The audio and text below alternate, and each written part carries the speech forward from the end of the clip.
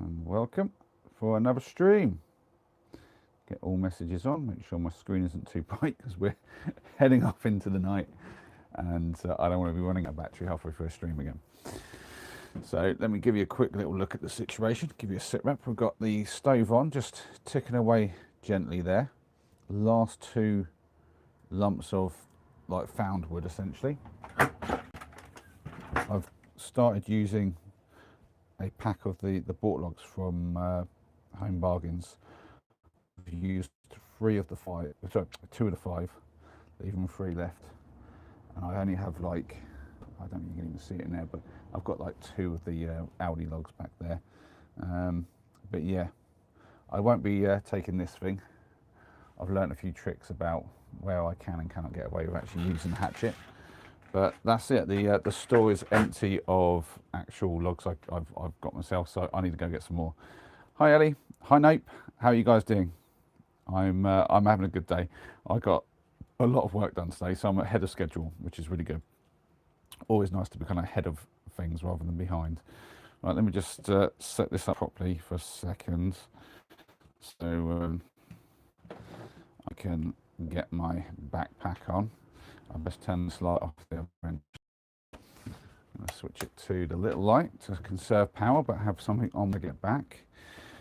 Just need to sling this thing on. It's got all the supplies for a bit of lighting, as well as my saw and sit mats. Not that I probably need the sit mats, but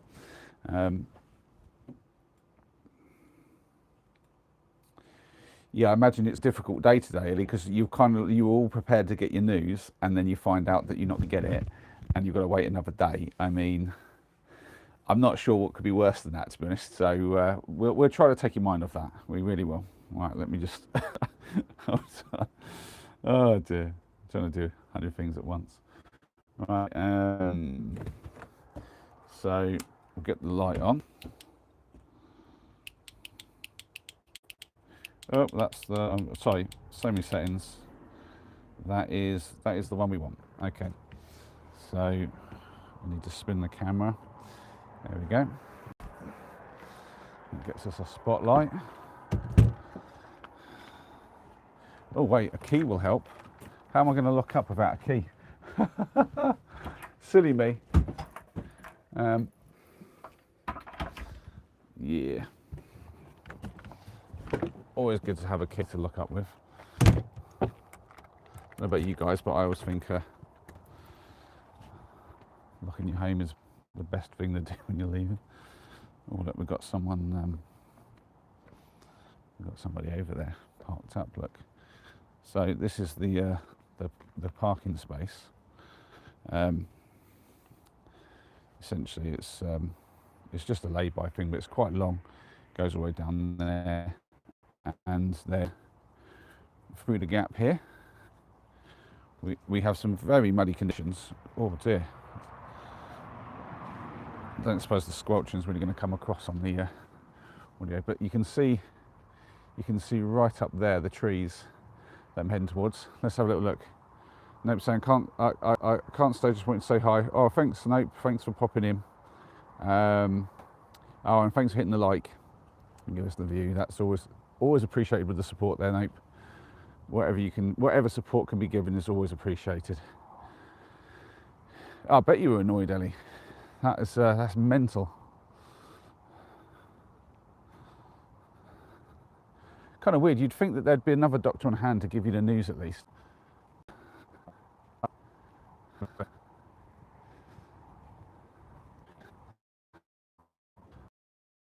If I can cheat, and if there's anything here, I don't see anything. So quite exposed as well.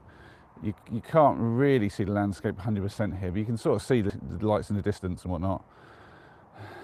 But essentially, like down there's where I was started. The road just goes across the bottom there, and this is like a really steep hill. It's already quite steep, and so I'm kind of like, if I'm on the mud at all, it's quite slippery. But when we get to the tree line, that's when it starts to get really nuts. And they give us steps, but the steps are just horrific. And I have been here on streams before. I've been here a few times actually. Oh, is this down? This looks like a tree that's fallen down. I think it's probably too fresh though to be usable wood, I feel. Because that would be awfully lucky. But now I know that it wasn't like this before, but I just wonder, like, if it was dead before it fell down and maybe it's been seasoning for a while. I'm going to test by snapping this. Oh no, see that? Oh, it did snap. But that's very green, just that little bit there. So that tree, if they don't do anything with it, may well be usable in a couple of years, but not right now. So do you know, I'm realizing that light is a bit bright, so I'm going to take it down just a notch. There you go.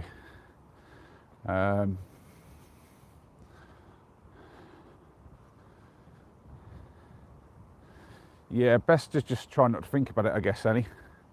And yeah, I'm going to get them steps in, don't you worry. I'm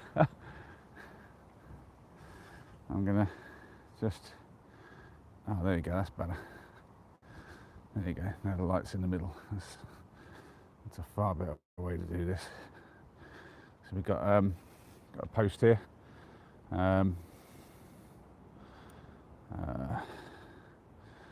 Says the Bunyan Trail, and I think this is like part of the Chiltern Way. Yeah, Chiltern Way footpath. Yeah. So there you go. Try to centralise the light. So yeah, we have steps to start. I'm wondering if, right, I'm going to try a different light, and you tell me which one is best on the camera. Is it because this one's obviously better for like seeing close up, but then maybe you can't see very far away, and then I think that one is better for like the far away stuff. So you tell me which one's the best light. Which one's the one that works better for you guys? This spotlight or the sort of the glow light, the lantern light. Ooh. The one we're on now, that's good then. I'll stay on this one. Right, I mean there's little bits here, but oh, that bit there that the light is on, that's definitely a dead piece. And it's up off the ground, which is probably a good thing. This thing, I don't think it's alive, but is it part of the, no, it's still part of the tree. Is that a root? That's weird. If that's a branch, it's going down in a weird way. Okay, well that's no good. I'm probably going to end up having to be right at the top of this thing to get the wood that I want. But I am going to have a little look around in these bottom parts just to try to save myself the trouble. Of course, like little bits in here, but nothing. There's a whole tree of stuff like that. Nah, it's no good. Okay, we're gonna have to go up. Oh, that's house. I was just wondering what the lights were down here, sort of just behind my light there. I was thinking, what are those? I think that's the house that's down there. I always wonder if anyone's going to see the lights. Or look, this is the sort of thing that I have to deal with down here. Look, that's supposed to be a step, but if you put your foot in there, you're gone. You're going to break an ankle or something like that. Or all right.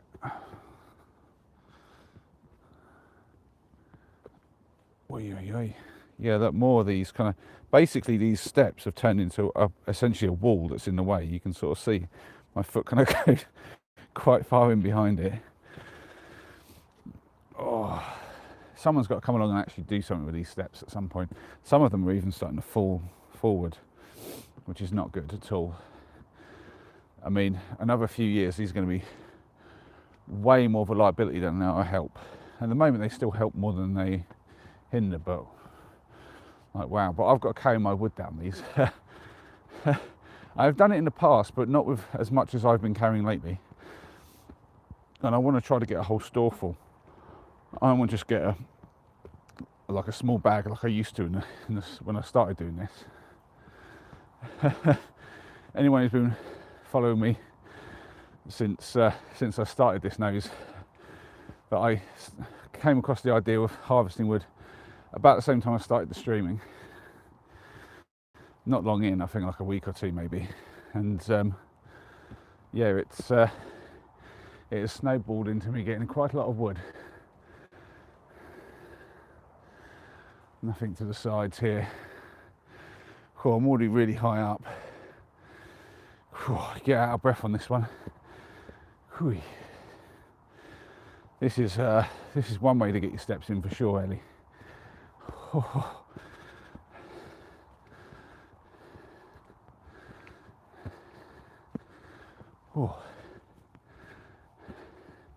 There's actually a really nice spot up here, and quite a few people come up here like for dates and stuff. I think I've never actually brought anyone up here for a date, but I think that's something I'd like to do a little picnic day up here. Be like quite a romantic spot with sunset, because sunset's to my right, and there's some really good viewing points where you can just sit and enjoy that. Ooh. Right, I can go more steps, but I can also just go to the right. I think in these conditions, I'm going to take the steps. Normally I go to the right, but I'm going to take the steps just because the ground is quite slippery, and the steps help just a bit. These are a little bit more gentle and far easier. Whew. Yeah, I'm out of breath. Hi Kit, good to see you, and Sparker and Vic. Welcome to the stream. No, I'm not scared of heights that much, Ellie. I'm, you might remember, I'm a window cleaner by trade, and I go up my ladders on a daily basis. And I've gone up on very big, tall ladders, 9-10 meters up, like untied, just climb up onto roofs and stuff. I'm not very good around like edges of cliffs and stuff where I'm not sure it's safe, but I'm all right with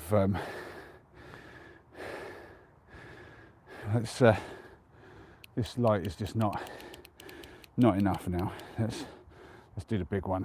There we go. All right, there we go. We can see properly now. All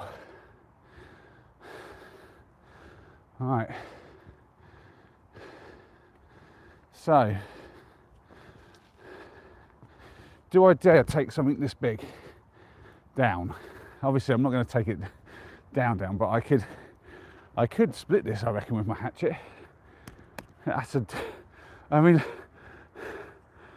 a diesel of a bit of wood. If I chopped it down, I don't know how much of that I could actually take down, but I could definitely split enough. No, I could split up with the hatchet.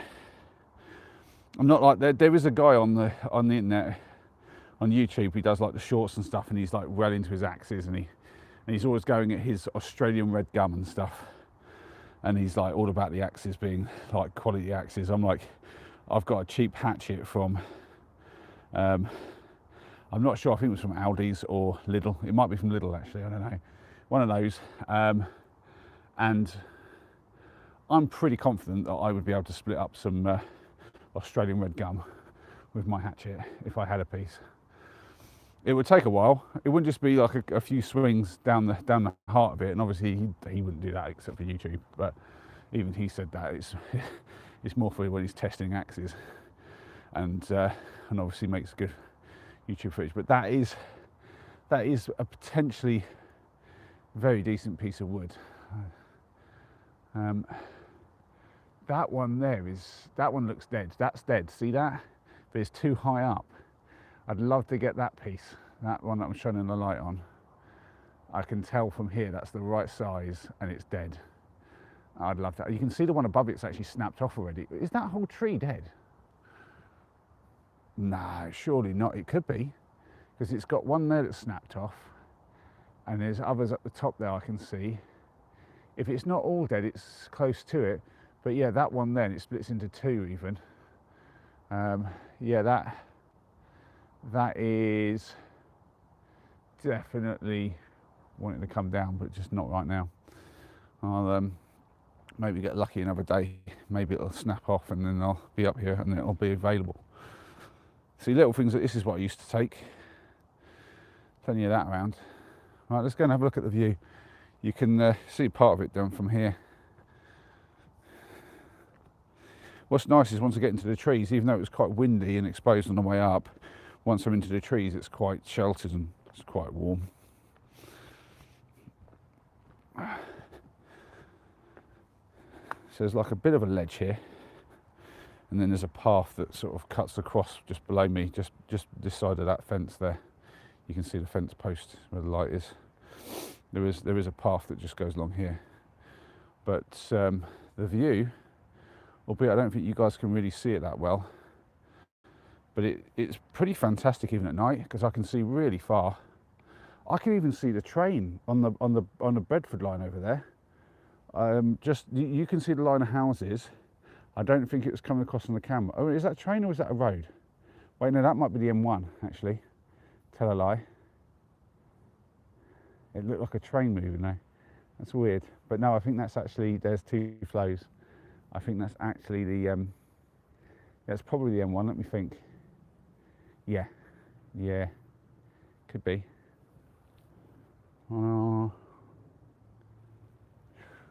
It's the other side of 100. Yes, it is. It'll be the M1. So I can see the M1 from here, stretching across. Yeah. So down below me, that's Sharpenhoe. This is the little village of Sharpenhoe. And I guess if this is Sharpenhoe, then sort of like in that, somewhere in this area will be Harlington. Yeah. That could be Harlington there, to be fair, thinking about it. Hard to say. But yeah, plenty of, this is a really cool spot. There's plenty of stuff to see from here when it's daytime. Oh, Gracie's in. Hi, Gracie. Let me spin around and say hi to you guys. Have a bit of light on me. Just trying to get it right so you guys can see me, but not completely spaz things out. There we go. Got let's see her. Oh, you've been out on a school do. Nice, Gracie. What was it fun, I hope? And Vic saying, can you show what torch you have, Molly, later on inside? Good beam. Yeah, I can show you. I got it from Amazon, so I might even be able to put a link up in the description. Shame I'm not affiliated or anything like that, but there you go. Is it spooky story time? You know, we did that once up here. I was up here, I think a night or two before Halloween.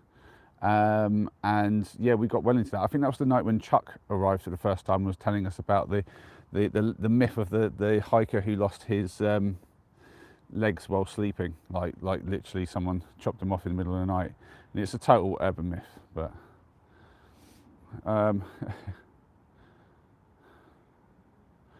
so was it like the whole school, Gracie, or was it just like a friend group? Give us some details, come on. Can't just say a school do. I get what you meant by a school do, but I'm not exactly sure. So you got to tell us what it was. We have Pregazorio. I don't know, is that right? Well, first time here, super cool vibes. Thanks so much. Pleasure to have you. If it's your first time, don't forget to hit that sub button for me, please. We are trying to grow the family. This light is being a real annoying thing that keeps moving. Right, I'm gonna push this down to really pinch it in place. All right, there we go. That's decent. It's still trying to be annoying. So what's Gracie saying?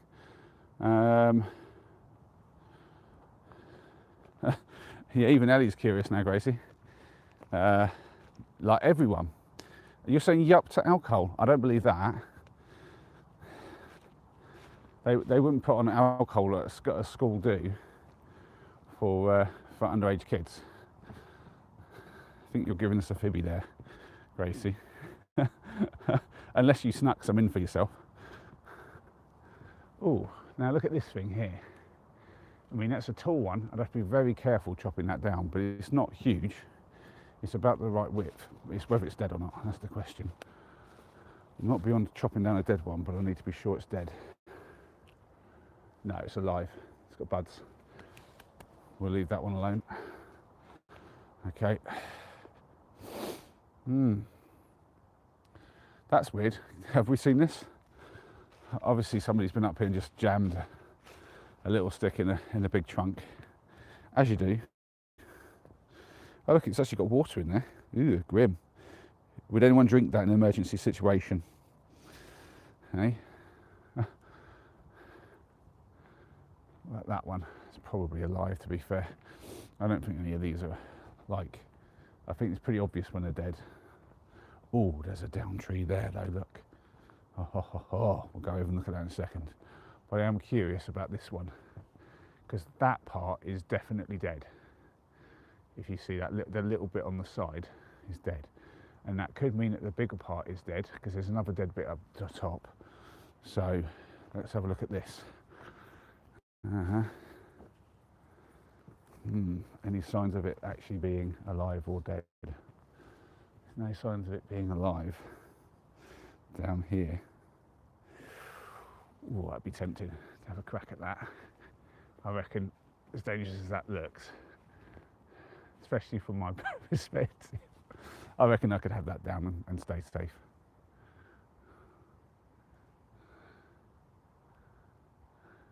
But it is kind of connected with some of the trees up there, which sometimes makes it harder. And I'm 90% sure that's dead, but I don't know how long it's been dead. I'm going to keep an eye on that. In the summer, I'll come have a look and see if it's growing anything. If it's not growing anything, I'll know it's dead, and maybe I can think about chopping it down.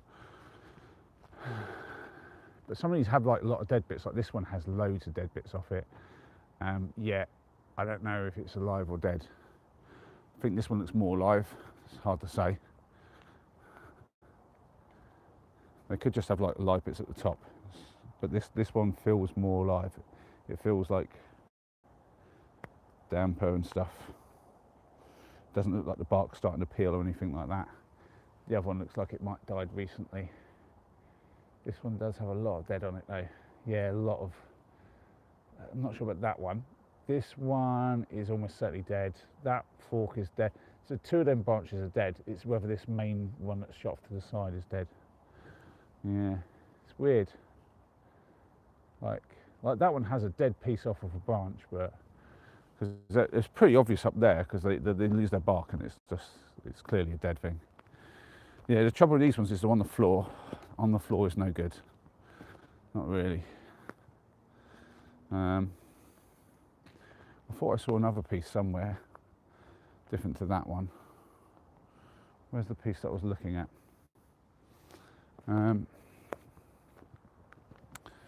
Was it this one? I don't think it was that. I think there was another piece around somewhere. I mean, there's a bit on the floor here. That doesn't look that good. Right. Where was I looking when I saw that? Was it that one? It might have been that one. Normally I go in like down this path and go in there, and that's where I've had some decent wood before, but I just want to check out this area because I know that there's just from thinking, oh, here it is. There's the one I was thinking about. There it is. Yeah, because I remember I was looking at that little stump and then I saw this. You see where it has been cut by somebody else at some point. Oh, that's jammed in the floor. It's going to be nasty underneath. It's going to be too wet. It's no good.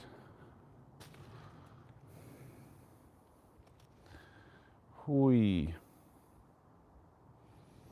Right, let's go around to the other area then.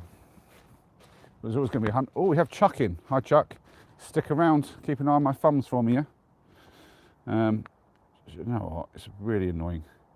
The light keeps wanting to move, so if I move the camera to where the light is, that'll probably work better. There we go. Right.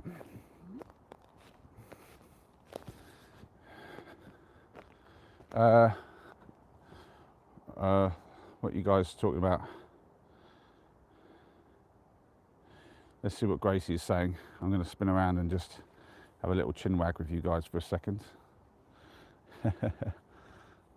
God, trying to light myself with this light is a bit annoying, but we will work there.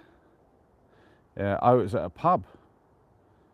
Well, why are they letting all the underage kids have a school do at the pub?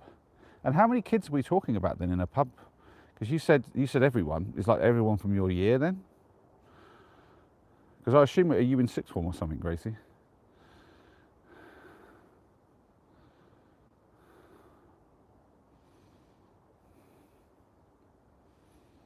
I imagine Sienna's probably getting herself all doubled up, Ellie. She does that in the evenings, I think, sometimes now.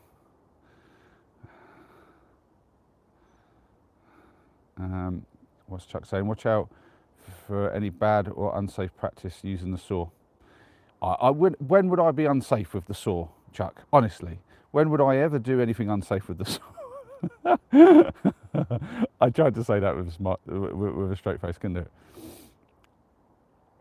What do you mean nearly? This thing's been off. Well, that lost me my Right, I'm going to just change the light. There we go. I'm going to go light myself up properly. This thumb's been off a few times, Chuck. What are you talking about?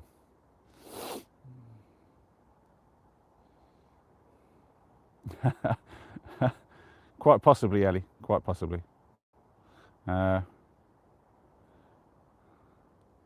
When you give it to me, that's when it's unsafe. Yeah, quite possibly. Right, let's go back to spotlight, and let's continue the hunt. The incorruptible thumb of Moley. Well done, Sparker. That is good. That was class, Sparker. That was an absolute solid take. Well played. I can't believe you beat Chuck to that one. The incorruptible thumb of Moley. It shall never come off permanently, at least anyway. Only when I unscrew it.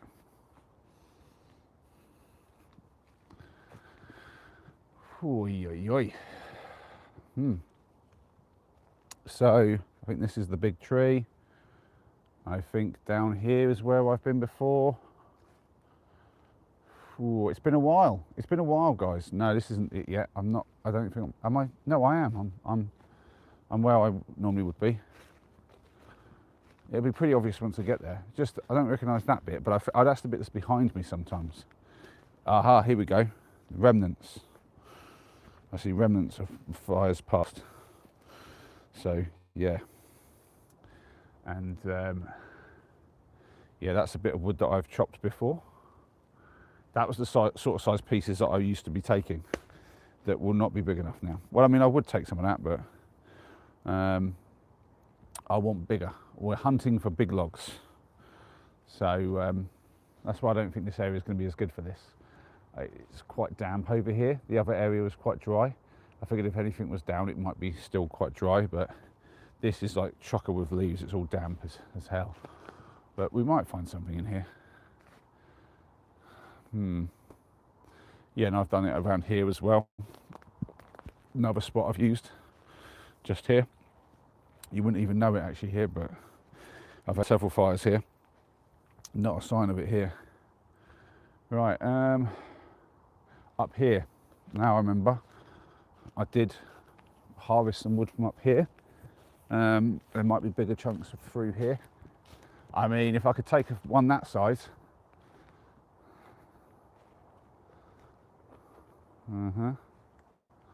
Look at this old beast. This one came down because of a lightning strike, obviously. Look at this. Do we see this? Let me change the lighting so it's a bit. Look at that for a bit of a burnt out tree, but that's obviously from a lightning strike. It's gone down the middle of it and just essentially like zapped the whole thing. That all the way from wherever it disappears through all that stuff.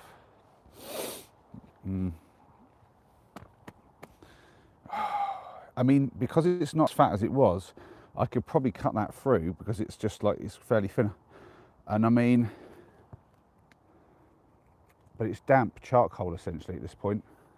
And the problem is because it's like open like this, it's obviously just filled up with water. So, and it's very, very moist. It would take a fair bit of drying out. But once you dry that out there, you've basically got charcoal.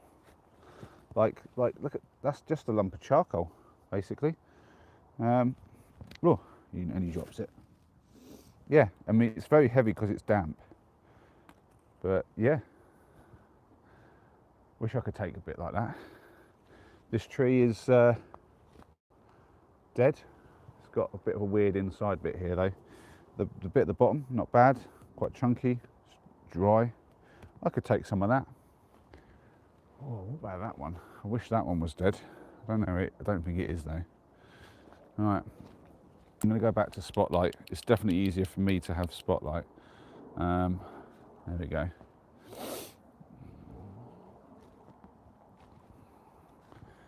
Yeah, this thing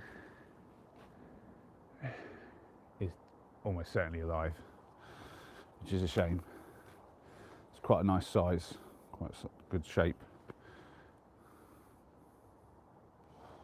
I say it's a shame. It's obviously nice that a lot of this is alive still, but I mean, you can see this. So this needs managing. Look at how just clogged up all this is. Somebody does need to come along and do a bit of a clearing.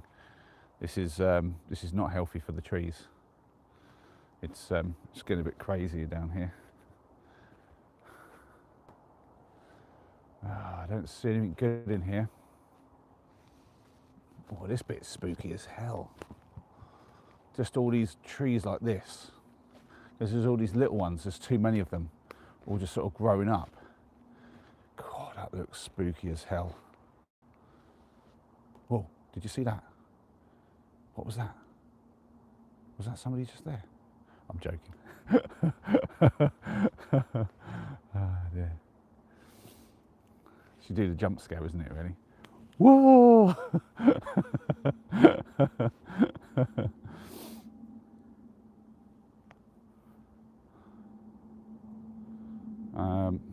Oh, we have a Remismar, maybe? Go for Remy. Alone in the woods in the dark, not scared of getting a bucket. No, not at all.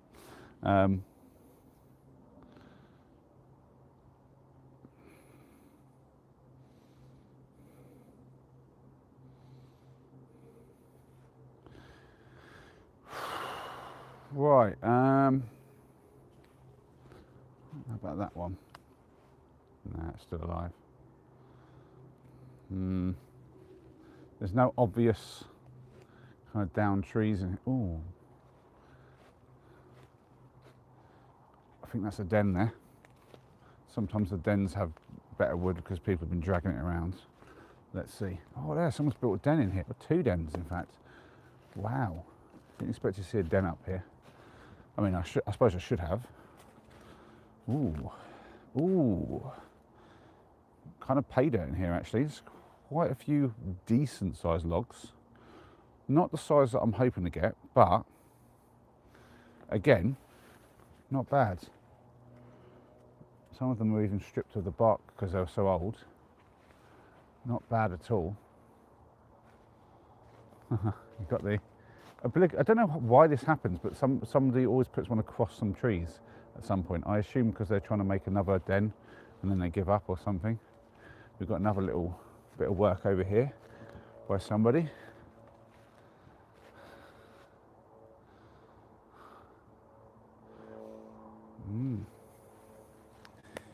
Yeah.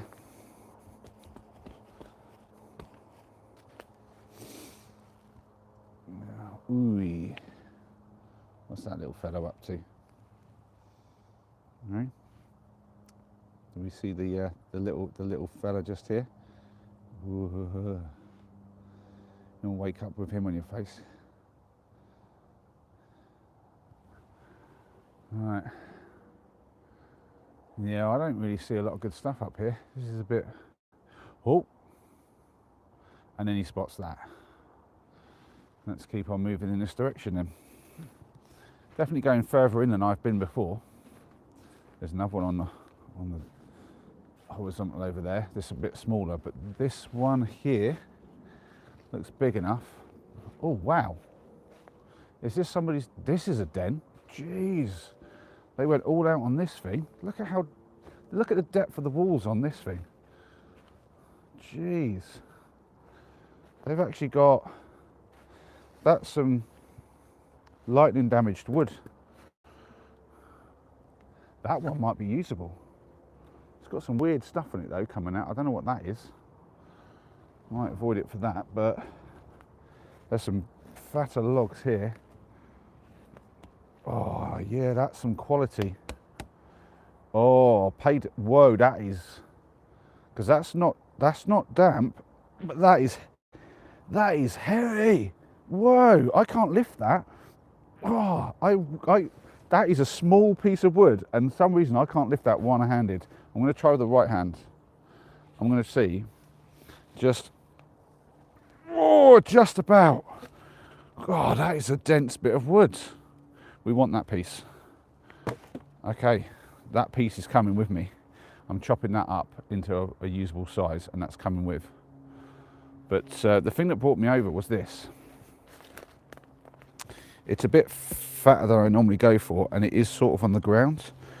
Ooh, there's some weird stuff on there again. What's that about? Weird. Yeah, it's a shame it's sort of on the ground, but I'd be tempted to lift that off the ground so it dries out, and then if I'm here another time, I could be here in like 8 weeks and might still need some wood, or another year even. Yeah, I think I wouldn't do that today actually. I think I'll come back another time, maybe with the boys or something. I honestly think this is the pay dirt. This is, I mean, that piece of wood on its own, the weight of that, I'm trying to guesstimate the weight here, but I'd say that's, I mean that's got to be close to the 20 kilos that I would normally take. In fact, it might be more, because I know that I can lift a 20 kilo weight in one hand. So that, I mean, that's just liftable. I think it's partly because the way I'm holding it. I think if I could probably lift more than that if I didn't have to, like, it's the grip strength of anything else. But there's other bits of wood in here. There's one behind it. This one here looks pretty good as well.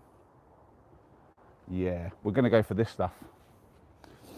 Thank you whoever built this den and went overboard with it. Just storing up the wood for me. Excellent stuff. It could be damp, Vic, but it doesn't feel damp. That's it's been upright and it feels pretty dry. I'm pretty good at estimating the moisture content, and it will need drying out, but I don't think it's that high. But it's very, very heavy. I'll tell more when I cut it. When I try to cut this thing, that's when I'm really going to find out.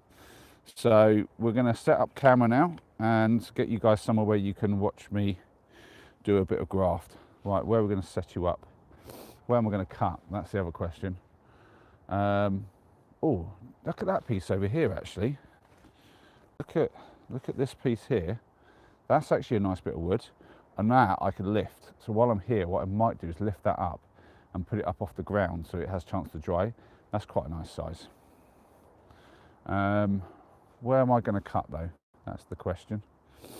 I mean, I could just do it here in situ, but it's nice to have it leaning against something. I mean, I'm not planning on cutting it too small up here, because I want to make it easier to carry and balance myself. So I think I'll cut by that big one, maybe. The thing is, it's too smooth and slippery, so that's probably not a good call. I need like a little V point to lean them in, if anything else. The best I've got is this tree here, but it's too high. That's, I mean, it's, well, that might do. Yeah, we'll do it over by this tree. One way or the other, that'll be the job. Yeah, there's branches above. It's going to be a hassle. What else we got going on? I think this tree might suffice for something.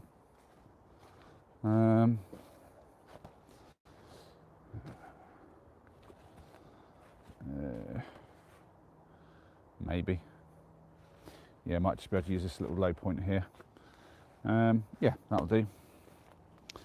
So we'll set up shop probably about here. Try to set the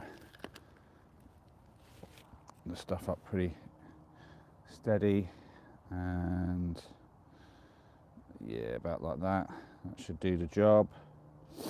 Right, get a proper light on this thing as well. I did bring a proper light, which is usually a good thing. Now, once I set up the light, I'll check the chat a little bit, and then I'll get on. I don't have my other device because I was aware that I'd be just working a lot more. So I'll when we get back down, the plan is to have a little stream when I carry on the stream when I get back down to the band for a bit. I'll show. I can't remember who was asking about the light. Was it Vic or somebody was asking about my light? It has so many settings. It's pretty good. But this is my more. It's not. I wouldn't call it professional, but it's my more professional filming light. To be fair, I use this on camp as well, just because it has a very long lasting. Because I use a battery bank, so it lasts a long time, and it can go up in a tree nice and easy.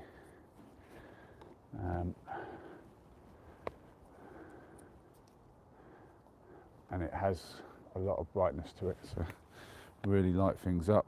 Let's do that. There we go. So now we can see what we're doing, and the light is up high. But I need to spin you guys around actually, so I can see the screen a bit. Right. Let's there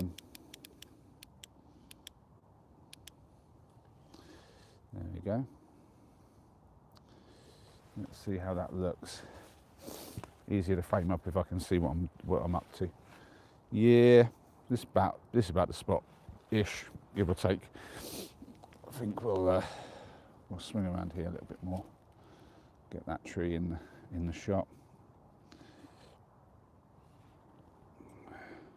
Oh, Angler's in. Hi, Angler. We've got a few of you in now. That's great. It's great to see you all. Hornbeam. Whoa. I've never even heard of that before. It sounds good. Oh, we've got Mark in saying, camping, are you into paranormals? Nah, not really. I have a bit of fun with it, but I'm not a believer. Not really. Yeah. Remy's saying, oh God, just get on with it. Yeah, it's a spooky one tonight. I'm not doing a fire, to be fair. Sometimes when I'm up here, I'll do a fire, but I'm foregoing that today. Right, I'm going to go get this bit of wood, and well, do you know what I'm going to do? I'm going to put my gloves on to handle the wood a bit, because it's a bit safer having gloves on. They offer a little bit of protection against like cut myself and any like sharp splinters and stuff. And when I'm handling heavy logs, it's usually good to have some level of hand protection on. But also, it is a bit chilly tonight. I won't lie. It was warm enough today with the sun, but it's a bit chilly tonight. Right, I'm going to get this log. All right. Yeah, that is so dense. Whoa. Well, I don't think it's going to sit there very well, because that bit's too genteel.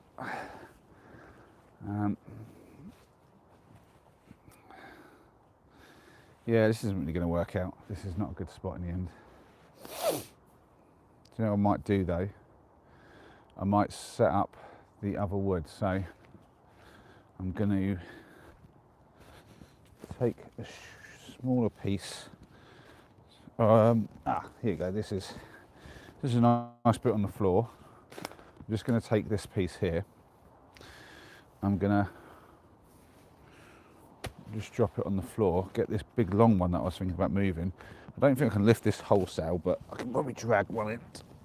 Oh, that is heavy wood, but that's because that's wet and it's a big piece. No, I'm not moving that at all. That's not going to move. Okay.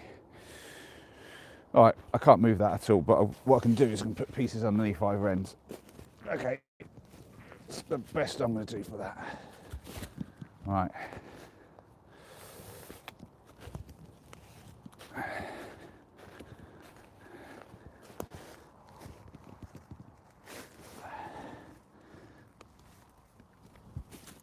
There we go. Now it's yeah, it's off the floor a bit now. Excellent. Well, that one's off the floor, that big one. And now I need to get out a tool and try doing a bit of cutting on this. So I'm just going to do it, literally holding it. Right, so I don't want to waste too much, but I also don't really want this gnarly end bit, so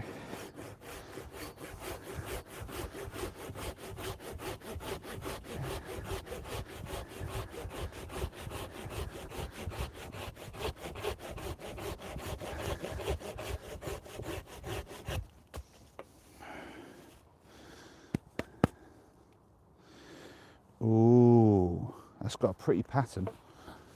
I don't know if I'll be able to show it off that well. Can you see that? I don't think you can. Let me get another light.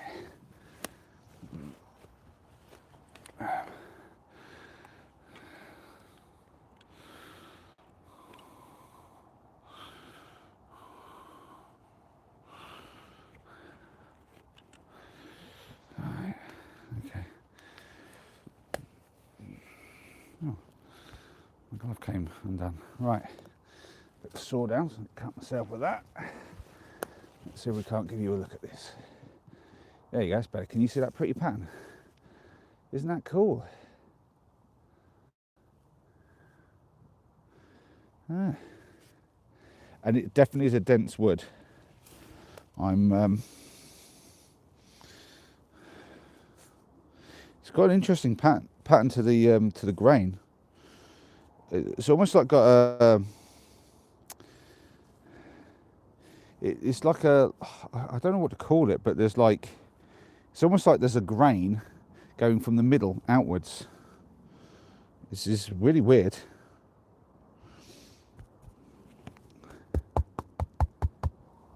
That is, yeah, that's a really dense wood. But it cut relatively easy. So that's really weird. That's unexpected. So I think I want to keep this about that long.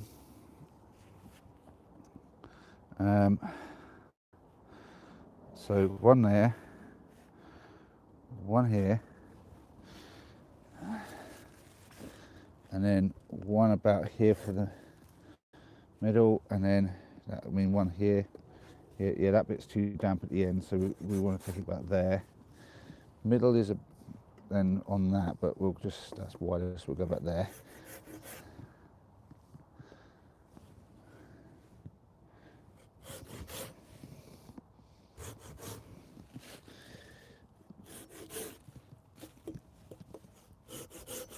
Right, there we go, got my mark sorted out.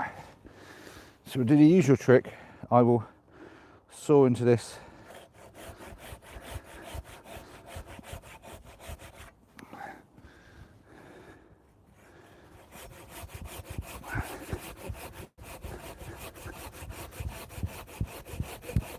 I think one reason it seems to be cutting easier is because of the size, essentially. I'm used to doing much fatter logs these days, so Cutting much fatter logs. Cutting much fatter logs. Jeez. Get your minds out of the gutters. I know what you were thinking. um,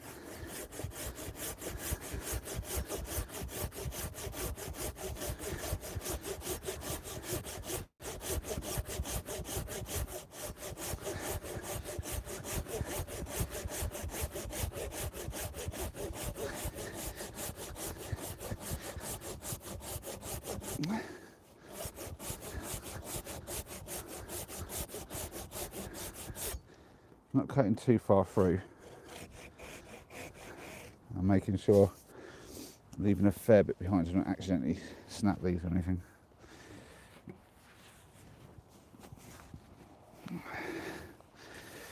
Alright. Next cut's going to be there. So yeah, about here.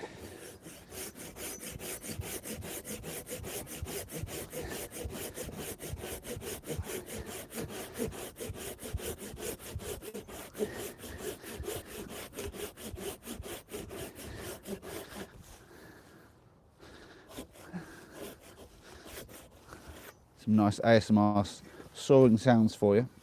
Not as good as Gracie's diamond art though, with all the crinkly kind of sounds and that she gets.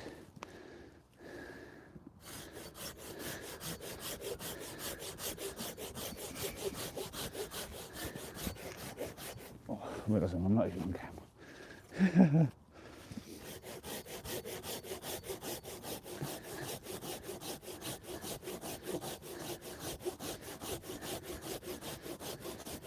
Won't take much drying this. I don't think I'll even need to split it, which would be really useful. Just saw it, job done.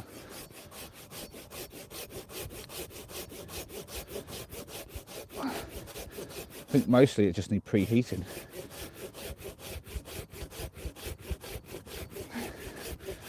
Oh, that's harder to cut because it's wider.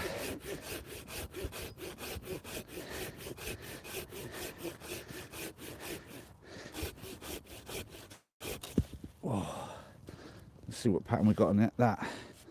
Yeah, you can see it here as well. Let me try and give you a look. I don't know if it'll come across on the camera. I can lift it up a bit better now. I've got a little bit lost.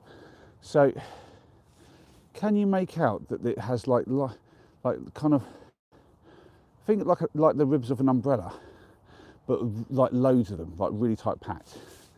It's I don't know if it's coming across on camera, but that's weird.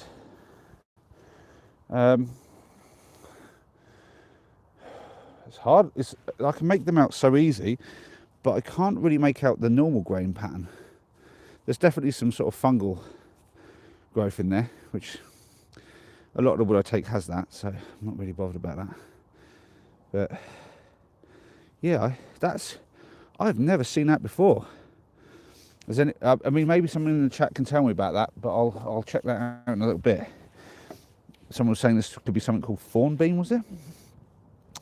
So, final cut that we're doing this piece is going to be here. Now I am cutting towards my leg, which I don't like, so I'm going to just lower it down onto my foot. Now I'm cutting towards the floor, which is a lot better, a lot safer.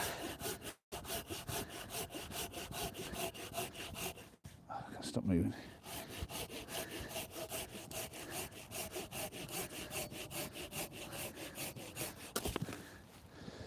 There we go. Which leaves us with two pieces. You hear that? I mean, it just sounds different to all the wood that I've chopped as well. This is a very strange bit of wood. That is, like, I don't even know what to make of it. It's weird. Yeah, it's definitely fungus parts, yeah. There's definitely, like, you can sort of see a weird kind of like almost like bubble shapes. That's fungus. And I've had that on a lot of wood. But the lines, that's part of the growth of the wood. That's really odd. We're having some modded chat. I'm not going to check it. Remy saying not much energy left in those. I can tell you now, there's plenty of stored energy in these for my fire. This will, I can tell this stuff's going to heat up the van quite well.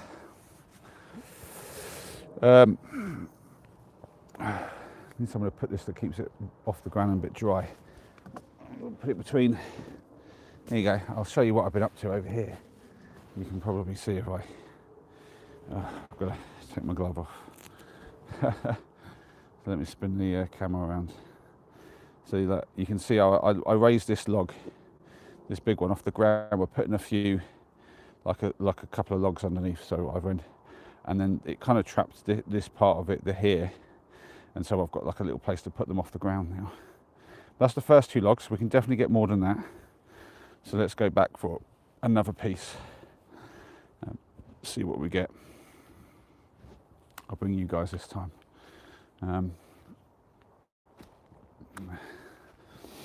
Where the lighting is not brilliant.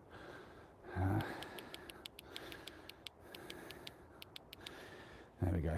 That's a bit better, isn't it?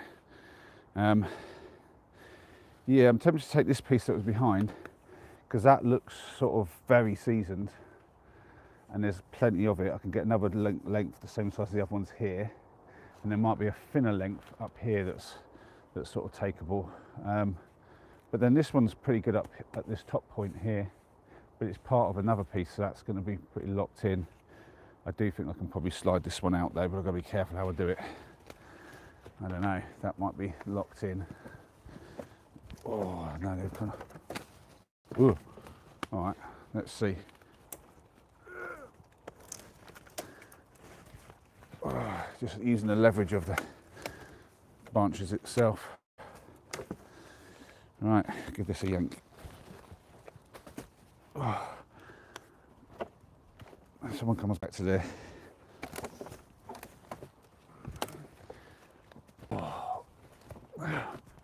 Come on. Well, that's annoying. I might just chop this, make this come out. I think there's a bit up, it branches again up there.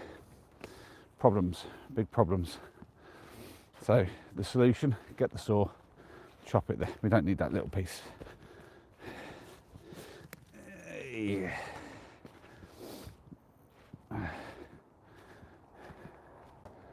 Yeah, this is a nice piece though.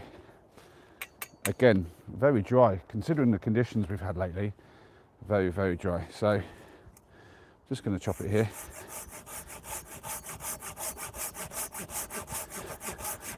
Got to be careful, this might want to fall on me. I'm just going to bolster it with my knee a little bit. Literally just a bit of my knee against it so it doesn't try to fall down on me. I'll get a bit of a warning at least.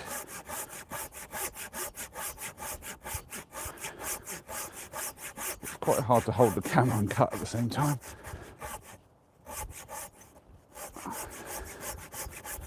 Go for shorter cuts. Right, it's starting to pinch.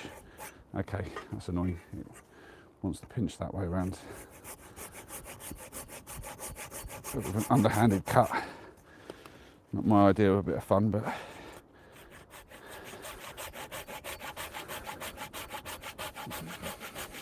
oi! That's what I was talking about. It wanted to fall. There we go. Oh. Job done though. It has been released. Let's lift this up, bring it back to the processing area. Ooh, that's got some nice weight to it.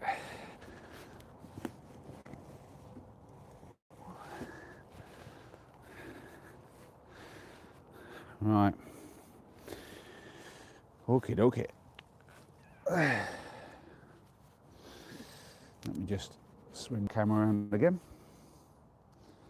There we go. I hope we're all behaving in the chat. Oh, hi Sue. I've just seen there's a bit of chat from you. Sorry everybody, if anyone's talking to me and I'm not responding, I apologise. But you know what it's like when I'm busy with a task. I will do more chatting later, so hang around if you want to do chatting. And when we get back and I've got all this chopped and on the stove drying out and I've got a chance to relax, that's when we can do all the chit chat. Okay? Right. So got to make my planned sort of bits on here. I think, like, essentially, like, I'm going to take this off here. Oh, you can't see a thing, can you? No, let me try that again. There we go. Right. Yeah, there you go. I think you can make it one or two now. So yeah, I'm just gonna cut here.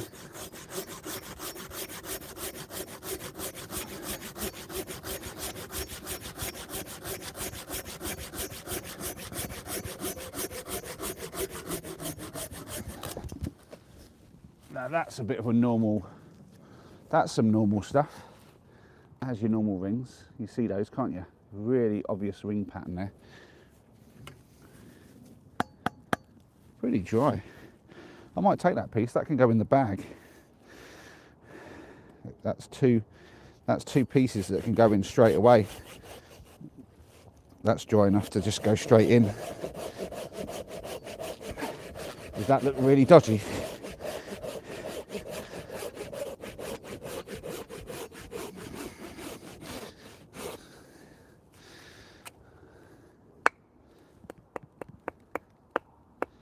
Nice. Yeah, they'll go in the bag just as they are. Job's a good one. That is a nice piece of hardwood. I don't know what that is. It's got an interesting pattern on the bark on the outside as well. Just slip that in the bag. So the next plan is to, what is that bit of wood underneath me? Right.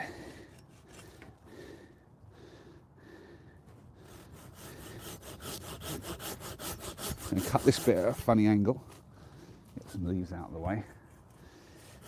Again, I've got to rework the angle on the camera. My apologies. Right.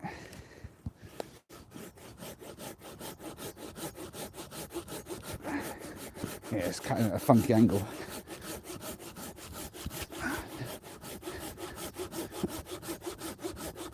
Oh, I can feel this wood. This wood is hard wood. I don't know what this is.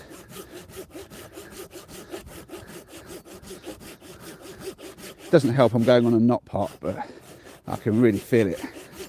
I'm not taking anywhere near the levels of chunk out of this.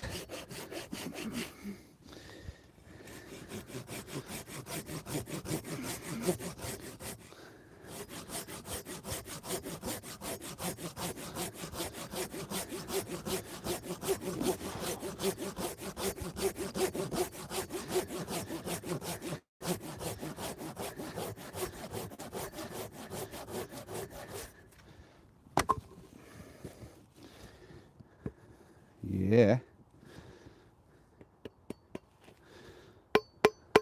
Whoa. That is super, super dense in the middle. But really, really dry as well. Exceptionally dry. But again, 3 pieces out of this. So I'll do 3 pre-cuts now. Actually, that probably wasn't far enough along, was it? More like that, yeah.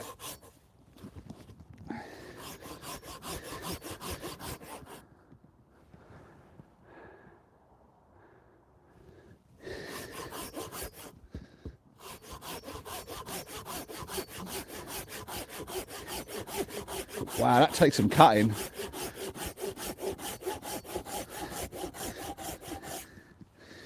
That's as far as I want to go through here. And then about there.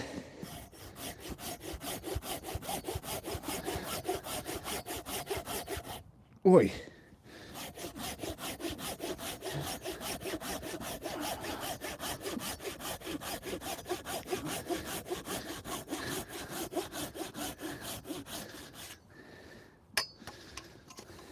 Got some little bit of bark on the back end of this.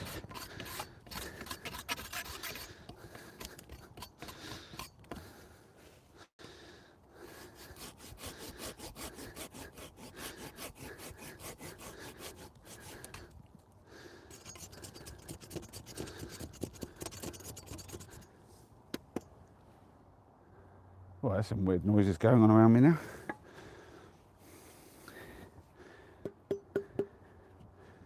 Yeah, again, that's a pretty hefty piece for what it is. I think we've found a really good stash of some solid woods here. So,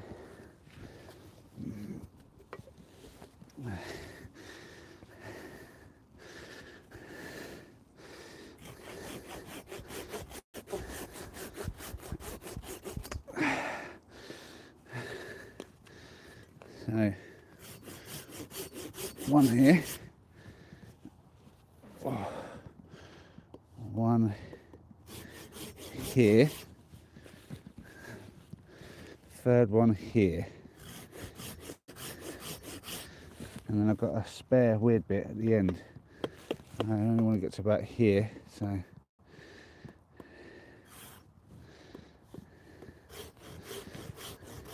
yeah. One. This will be the 3. This will be the weird bit. Okay. So we're going to cut through that bit fully once we've done some pre-cuts.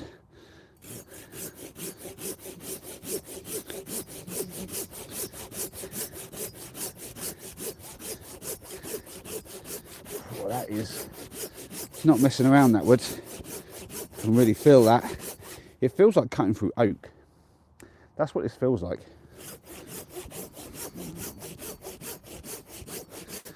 Like there's a distinct difference if I'm cutting pine or oak, which I've done a lot of in the van, or spruce I should say. Spruce or an oak feels totally different to cut. This definitely feels more like oak. Not that I think it's oak, but it could be. Who knows? Alright, I'll raise this up a bit.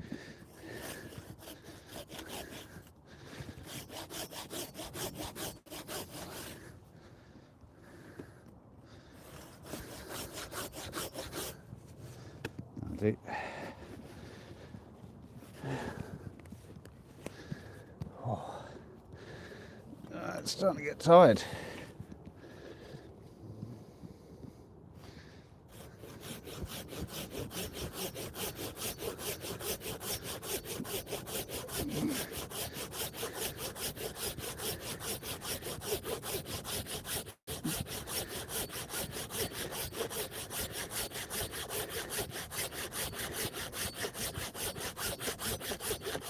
Definitely getting the exercise in.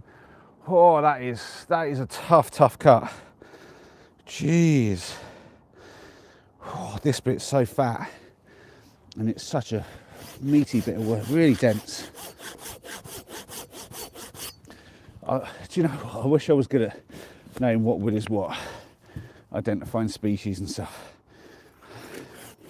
I'd be so interested to know exactly what it is I'm cutting into.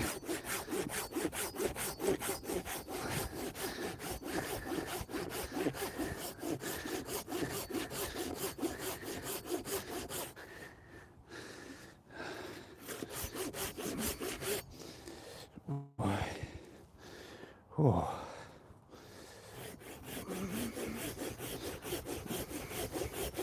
Good size this will almost certainly need splitting.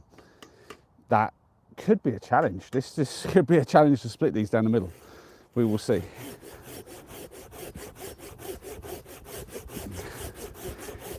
I might have a crack on stream. I'll see what you guys say in a bit.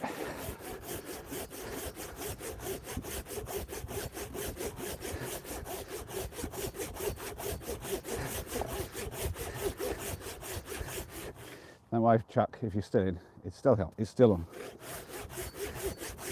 Wow, that's a cut, that is.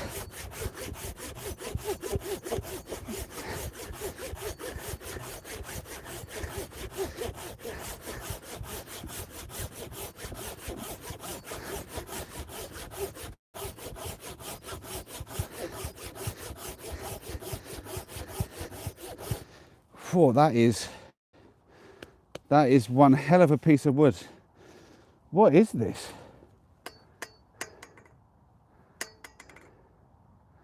Oh, I really wish I was better at species identification. I really do. I might have to start learning. There's probably an app out there, but I don't know if an app is going to take a photo of this and tell me what it is. I think it needs to see like the proper tree.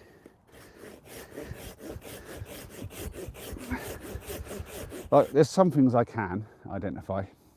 I can identify hawthorn and ash from like the tree itself and stuff, but and a chestnut and a horse chestnut tree, for instance, some of the basic stuff.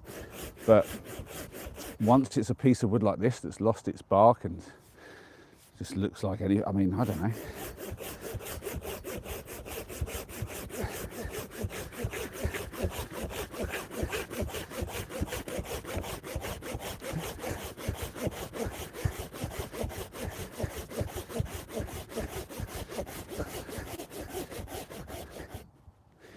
Yeah, it started to move together.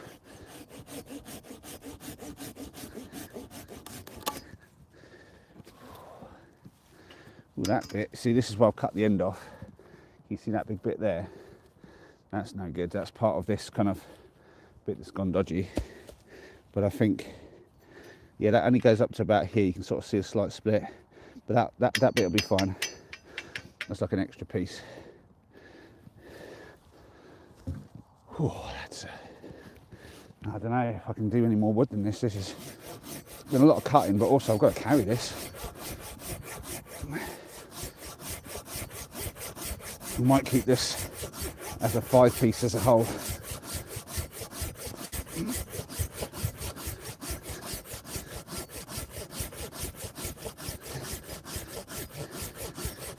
Whew. This bit's even worse because it's on a knotty bit. I don't think you guys can see, but that. So I'm cutting next to this bit, and it's clearly quite a knotty bit in there. So it's even denser.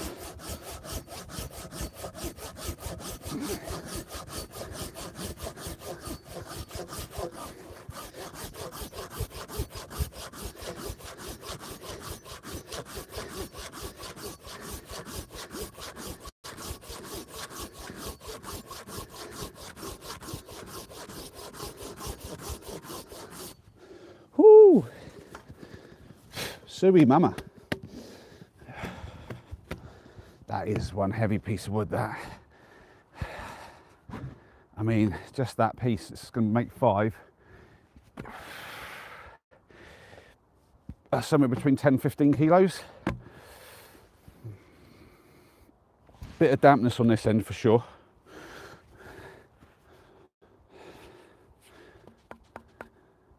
It's obviously not bone dry, this end. I guess I'd say maybe like 15 to 20% moisture content, which is pretty low for something that's been sitting outside like this. Right, moment of truth. Let me spin you around. So here is the wood that I have amassed. The question is, can I lift it all? Oh, you joke. Okay, I cut that one too deep, and now it's split up. Oh, you little monkey. Oh.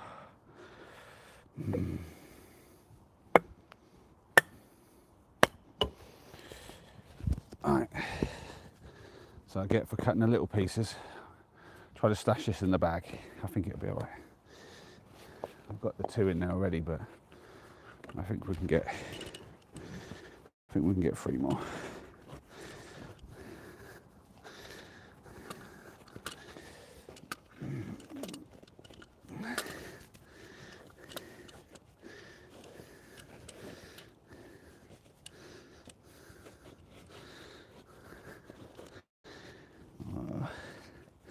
The last one's going to be the trick. Oh, that's annoying.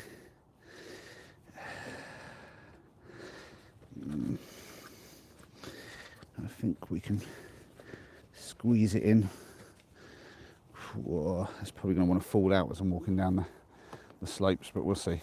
Maybe make a better work of that. Well, that'll make this stack a little bit easier to carry. Right, let's see how liftable this is.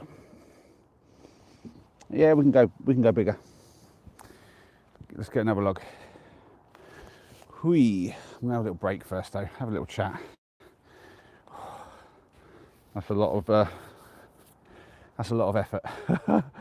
Woo, that is not messing about.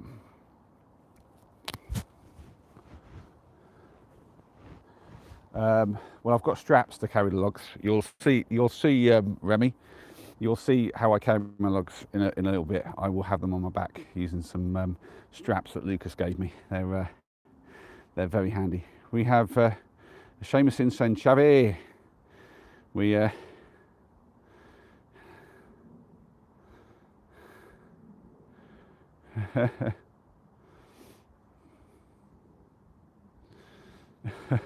I think I need a wash too, Gracie. I can see Gracie talking about needing a wash.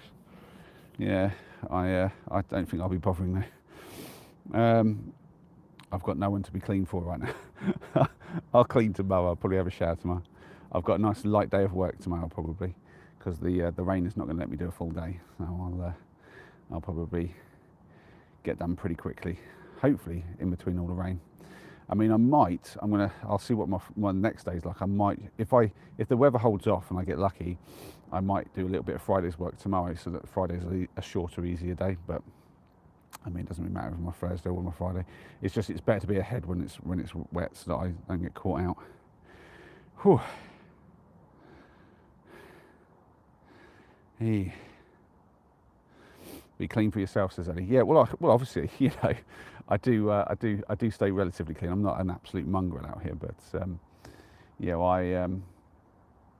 I generally probably wash a little bit less than like when it's just me than if I have company. Get back Shadrach we've got from Sparker. Yeah, that's right. We normally have a chavvy and then get back Shadrach. Yeah, it's normally a get up chavvy, isn't it? That's and I don't even know if I'm saying that properly. That's just how I'm pronouncing it from the chat. Who is it that comes in and says that? It's is it Sean who normally says that? Yeah, Gracie's saying I'm smashed. What? Tell us something new, Gracie. You're always smashed. Right. Next piece. If we can find a bit like those, I'm going to be loving it. I mean, there's a really big, wide piece here, but this still has some bark on. It will come off. That's a pretty decent bit. See, that's got some weight to it, and that's way big. See the size difference on this, but yeah, I can lift that up. I would say that's not more than a few more kilos than that little piece. Like that little piece was noticeably more dense. But yeah, that could work. But ooh, I'm just going to look to see what else we've got. There's a fair bit of inventory here. Check the inventory for see what we've got that might be a bit better.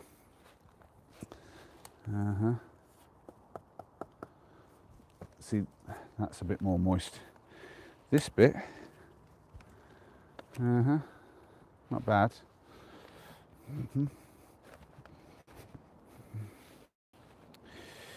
This bit's dry, but it's not that wide.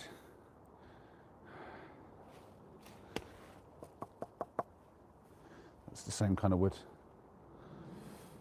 Can I get that out?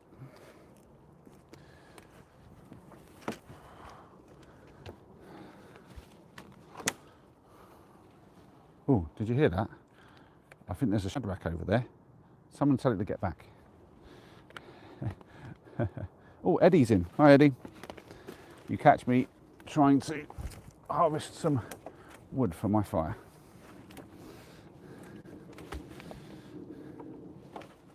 I'm dismantling somebody's fine work of a den here to get to. So, whoa, that's a piece of wood. That's got some weight to it. It's quite long. That's quite long. But and it's quite damp from way down, but from about here, from about where I'm holding it and up is pretty good. So we'll just let this tilt down. Oh no, we've hit a snag at the top. There we go. Right. Oh God, that's heavy. Anyone surprised? Oh, Anyone surprised by that?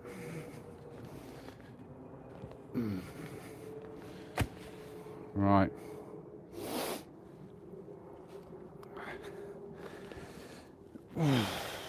Let's put you over here now.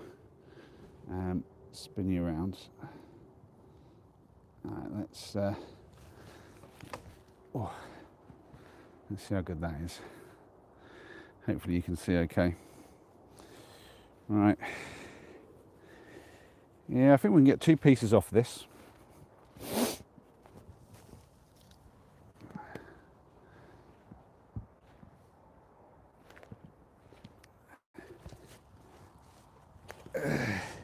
Yeah, burn marks there.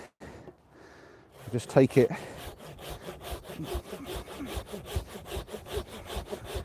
So there's something beneficial about a long piece. It's far more stable for cutting. I can just hold it up at this height and cut from this end, and because it's nice and straight, it's a no fuss kind of cut. Yeah, it's easy as that. So what we'll do is, as we go, we'll take the pre-cuts.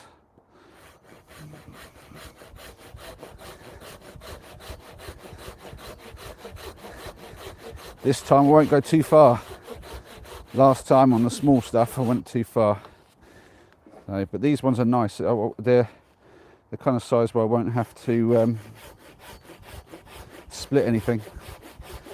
They'll go in the fire as is. And they'll last quite a while, I reckon, which is a nice part. Conditions are going to be fairly mild for the next, I don't know, week, thereabouts. So, how am I cutting that? There we go.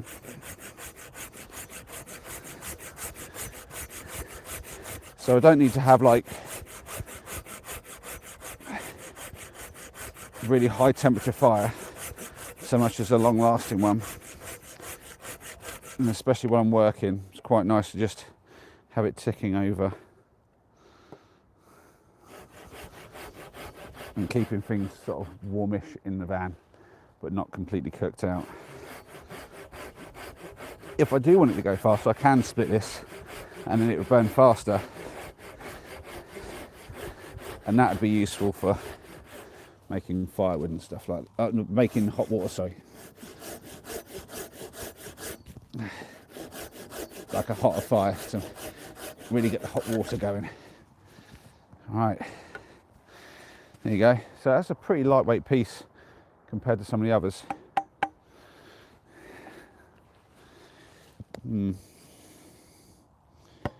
Yeah, that's a much softer wood than what was the other ones.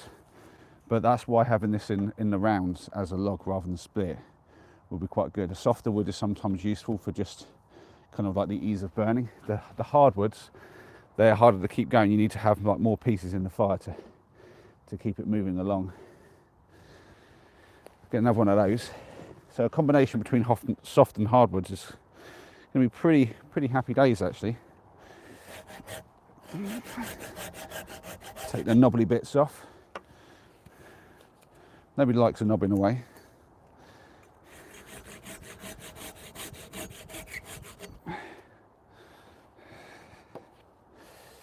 All right.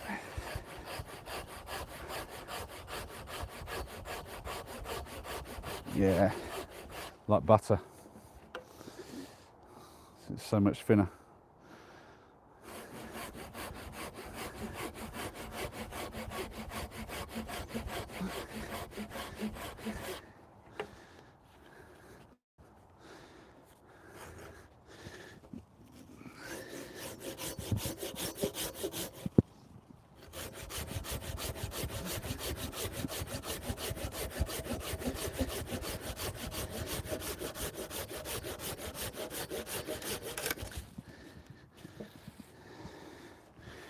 Yeah. Just really happy with how dry this stuff is. I honestly, after the last couple of days of bad weather, today was relatively dry and sunny, but I think I got like a little over half a kilowatt hour of power out of the solar today even. And that's with me not being parked in the right positions because I'm working, so I just do the best I can with parking when I'm at the customer's house. Try to keep the solar panel facing somewhere close to the sun. I'm going to take a third length. I think I can get it down the hill.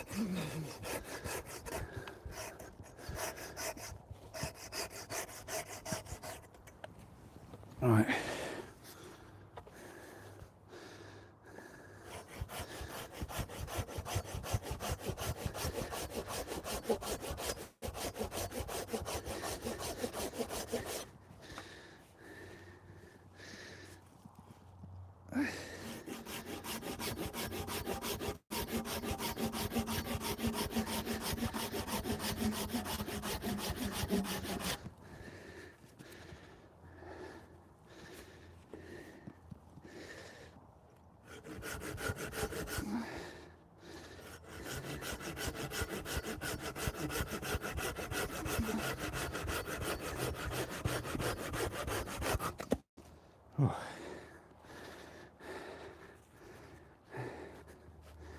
Right.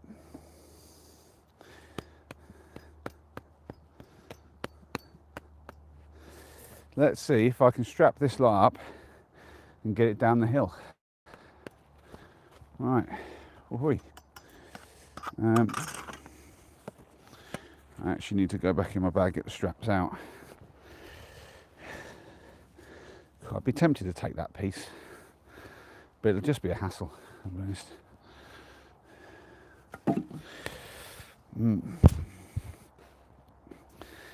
Right. Whew. Let's get you guys in a bit closer. Let's get you over here. Nice. There we go. Right. Yeah, this lot's going to be an absolute pain. That one's the annoying one, but still well worth having. Nice bits of wood. We'll just try and stack it in the bag as best we can. Try to get the good strap out. Got two straps in here. There's one that's wound up and one that's loose. There we go, that's the loose one. Right. Right, okay. I think the lights will tuck down my top and use them to actually walk with. Keeps things a bit safer. Right. So, try to load this back up now. It's going to be all fun and games.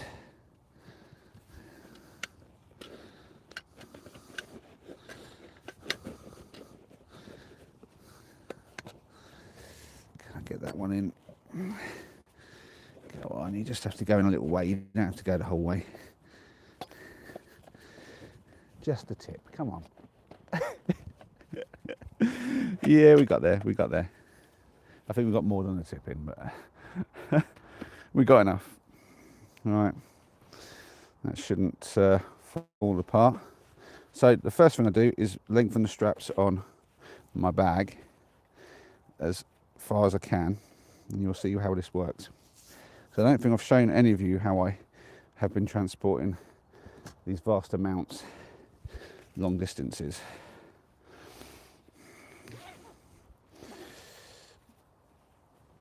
It's probably not the best way to do it, but it's the way that I do it. Alright, just get the strap worked around to the middle point, try to find basically the centre of gravity for the stack as best I can.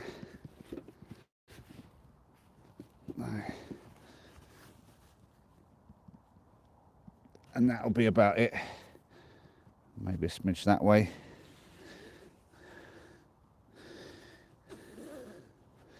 Tighten up a bit, but not all the way.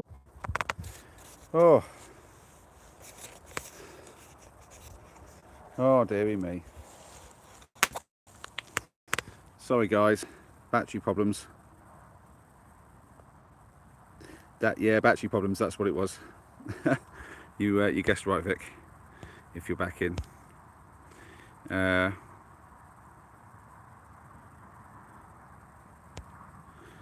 Whee. Oh, sorry everyone. Thankfully I do have the battery that was powering my lights, my big light, that I can then charge up my phone with, but it's a slow charger. Should have brought the other battery out. Whoa, Ellie, don't make me jump like that. It's spooky out here enough as it is. So the big light's away. I have replaced it with one of my little ones and put the big light in my side pocket, get it out of the way. And I will go back to basically putting this stuff out on the strap and hope that the battery charges up a little bit, because I don't really want to be walking down the hill with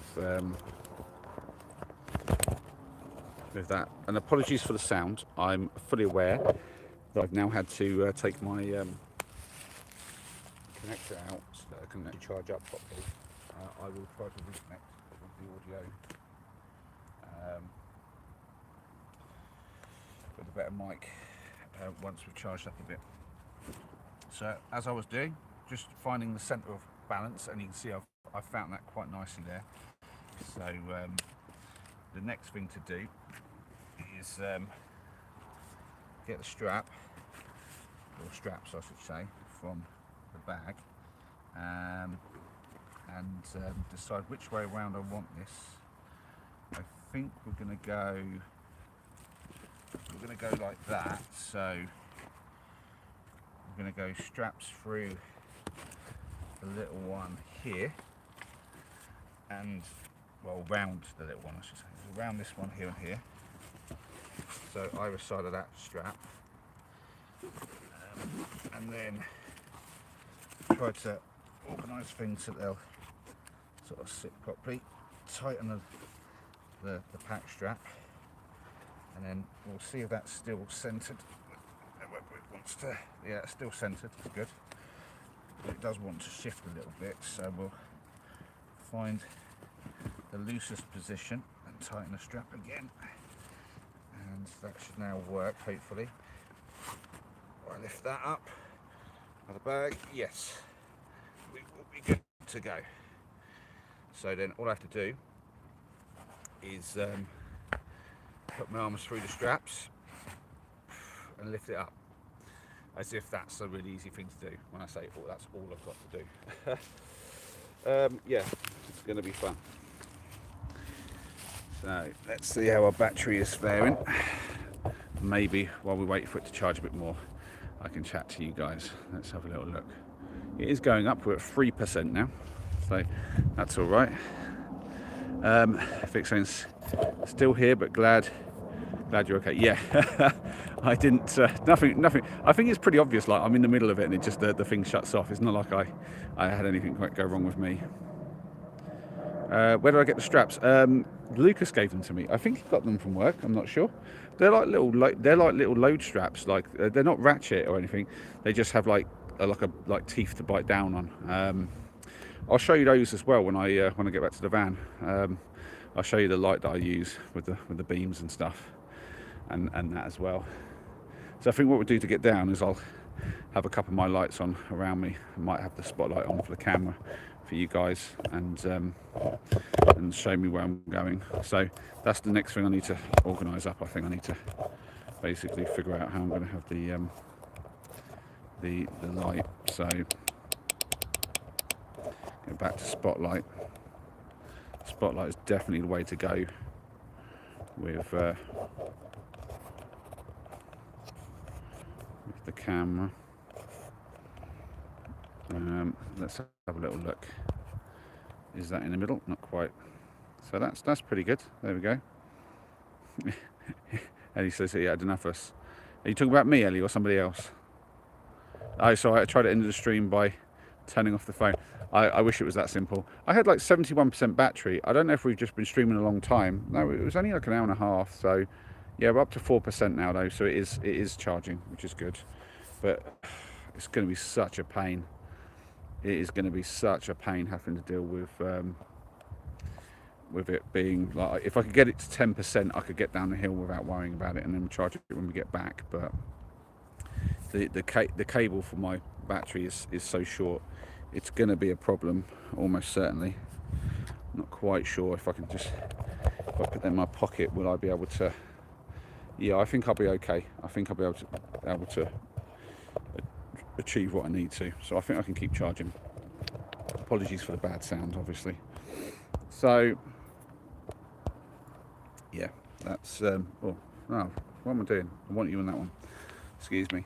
You can tell my brain's now fudged a little bit thanks to all this nonsense.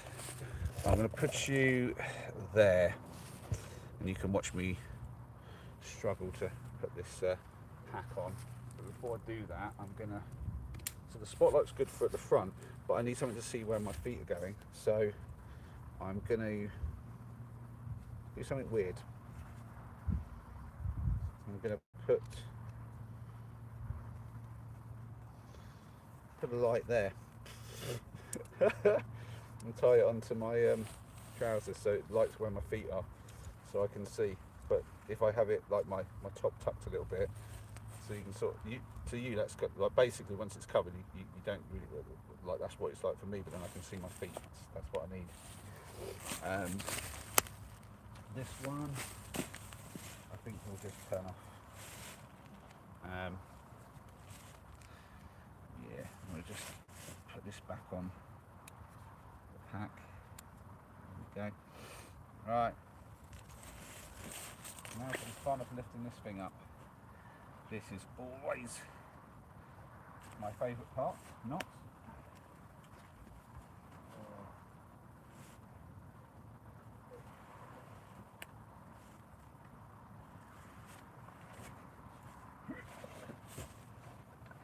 Got to keep it level as well. If I let it go sideways, I'm done. Oh no, I'm not getting my arm into that. Both at the same time. Oh, pretty tight fit. Trouble.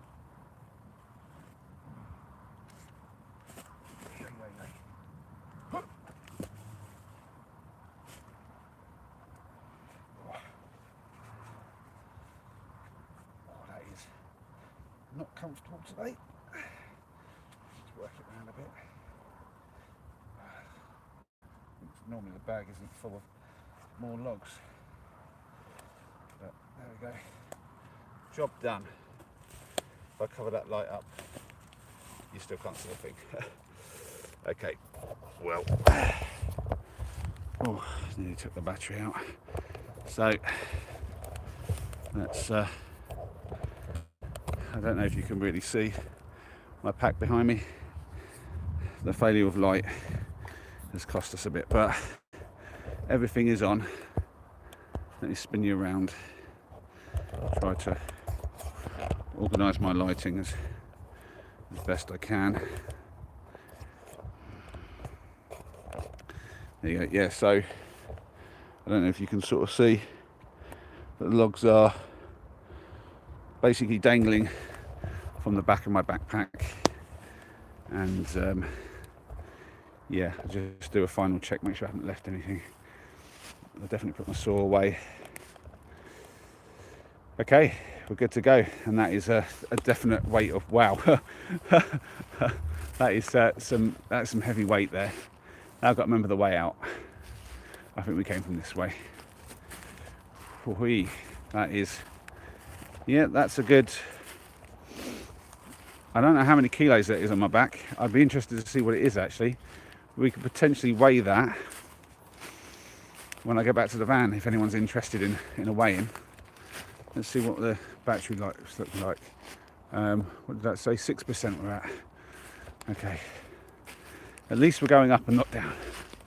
So this was the, whoa, where did I come from? I'm a little lost. Did I come from this way? I've got to get through with my backpack as well. The log's like dangling either side, but basically poked out from either side of me. That's interesting. I tell you, the ground net is noticing my weight as well. Ooh. Oh, I can hear weird noises as well now.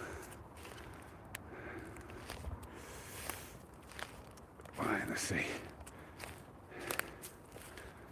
feel like I'm getting somewhere close to where I've been before. Oh yeah, here's the, there we go. I recognise that. There's the big lightning struck log. Got to go underneath here.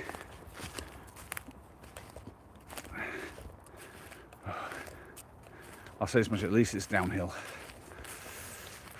Could be worse, guys. It could be an uphill struggle with these. That's what we call a bit of exercise though.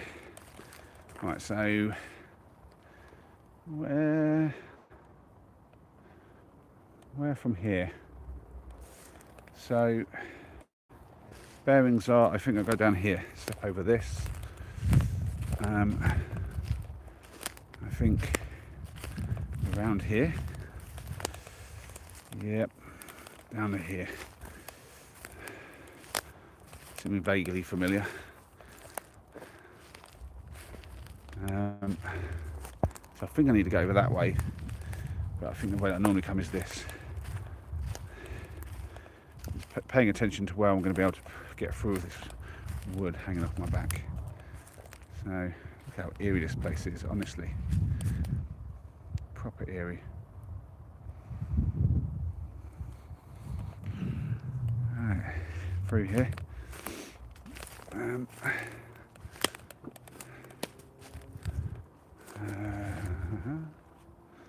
So I think the bit I've been in before is somewhere around now, I'm not sure. I'm lost again. Oh, whoa, I can really feel the difference in weight. Just on my feet even, like when I step, things under me are breaking that wouldn't normally break. This was a bad way to go. Okay, I've gone the wrong way. Let's go this way. Let's go past this.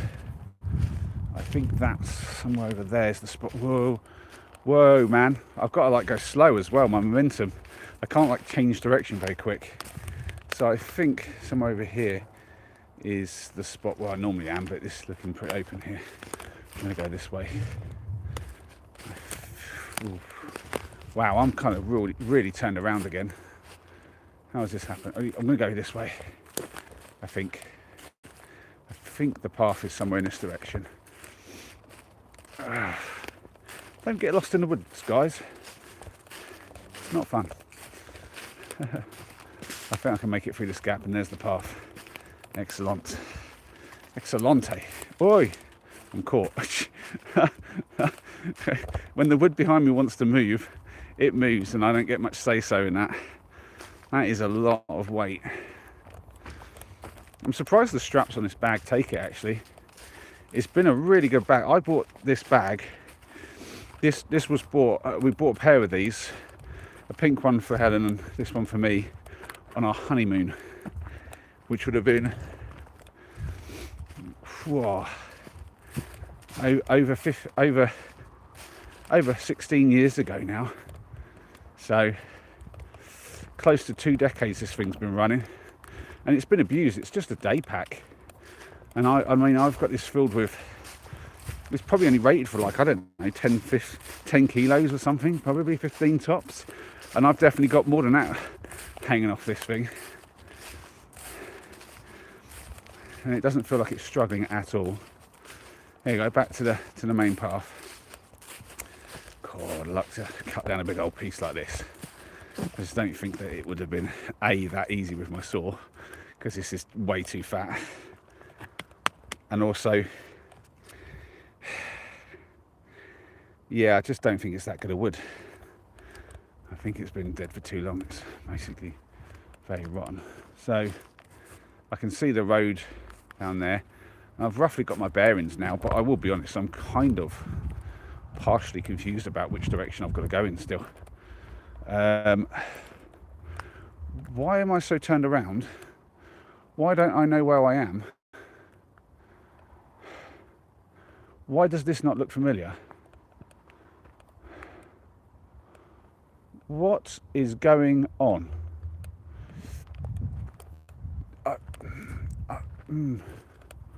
What the?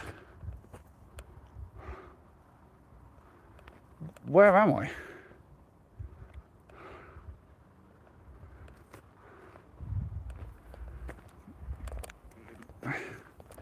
I'm confused. I'm really confused. I've got myself super lost. How has this happened? I'm not sure if I've got to go left or right.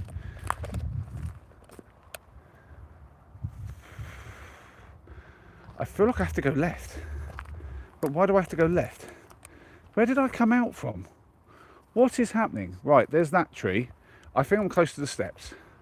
I feel like the steps might be this way.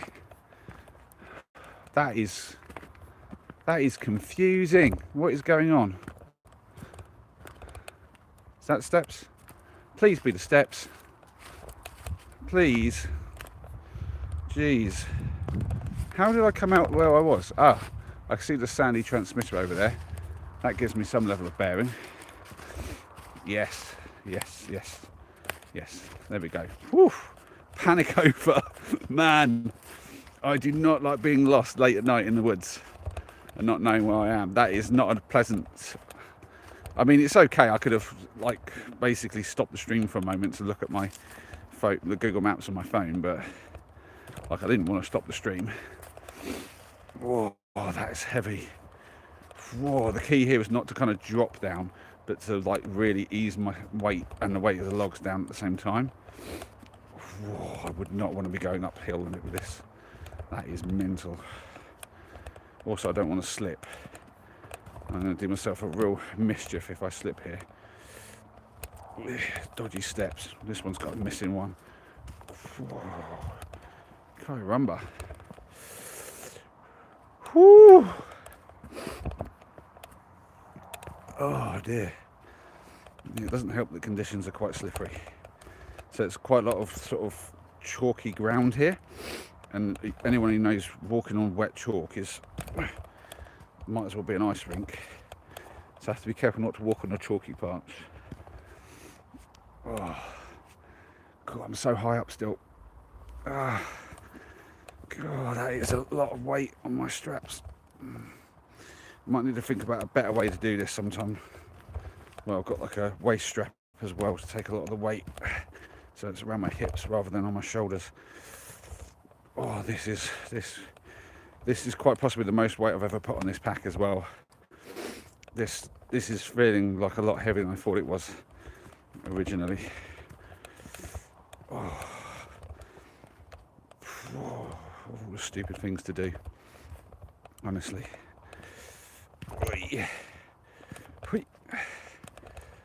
Oh God, my knees are feeling that. Jeez, okay. I need to take a stop for a second. Oh, that is that. Oh, that's like really pulling on my shoulders. I'm not joking. Oh dear. Right. I might be interested to weigh this when we get to the van, because I could literally just weigh myself with and without it. But I'll be honest, I'm not going to put it back on once I take it off actually. So I don't know. I could weigh the pieces individually, add them up, I suppose. So I've got a pair of scales, but I don't know. There's part of me that's very curious about it and wants to know, and then the part of me that just can't be bothered. What was that?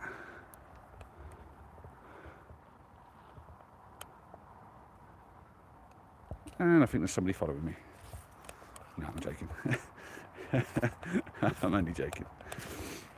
Could you imagine if you started hearing somebody behind you? Whoa. Even I'd be freaked out by that. Oi. The real question is, would it be more freaky if they had a light or didn't have a light? Like if you could hear somebody definitely maybe grumbling to themselves or making a noise but walking, and you could hear their footsteps behind you, and there's no light, so you can't see them. You don't know how far away they are, but you can hear them, so you know they must be close. Is that more freaky than seeing light sort of like moving around? Like I've seen Wild Bear doing videos where like she's camped up, then she's seen some lights moving nearby, and because there's people nearby she gets freaked out, she wants to go, and she's left the spot. And I'm a bit like, well, if they had lights on, if you keep yours off, they'll never even know you're there. And but again, as she's filming, she probably can keep lights off, so that's fair. Right, here we go, we're out the trees. There's like a bit of a path going that way, and we've got the view. It's not a brilliant view from here, to be honest, but it's at least something. And then down we go. Back towards the van, which we hope is still there and hasn't been nicked.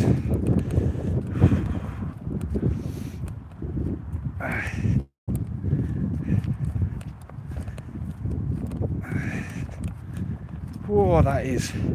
Whoa, I'm slipping so bad now. The extra weight is not helping with that. Oh, geez. Whoa.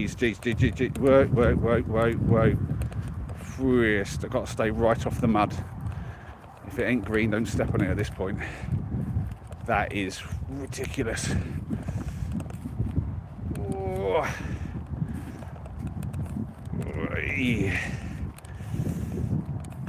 oh dearie me. Well, it's a workout. It's half the reason for doing this. This is a good workout, but I'm feeling that. Definitely got my steps in though, and that gets the old heart rate up. Don't know if I could call this cardio, but maybe resistance, some sort of combination of the two, I don't know. Oh dear, it's less steep here, so it's not so bad. I can feel my feet slipping still when I don't walk on grass, but it's definitely about 60% mud and 40% grass in like little patches, so there's no avoiding the mud at this point, which is a bit annoying. But at least it's no longer a massive danger, because it was up there. Oh. Believe it or not, Noah slept over there one night. He didn't want to sleep in the van, he wanted to be outside, so he slept here. And then we did like a big walk around this area on the next day. Huge walk.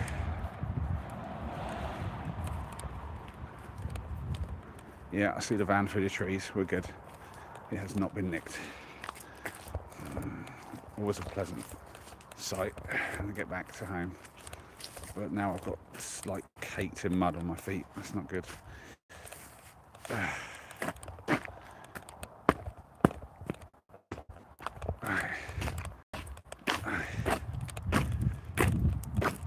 Right.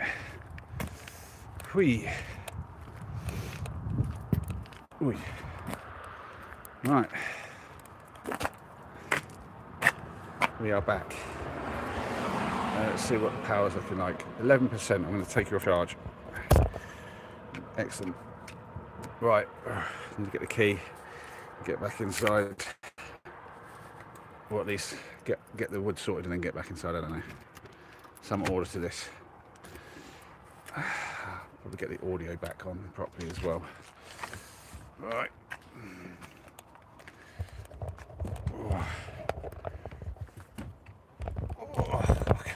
I can't reach in fully with the wood on my back.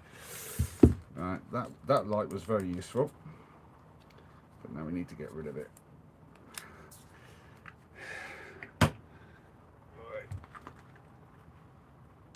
Right. So better look at the there you go. Straps onto my back. I guess you can probably see that. Hopefully. I don't know.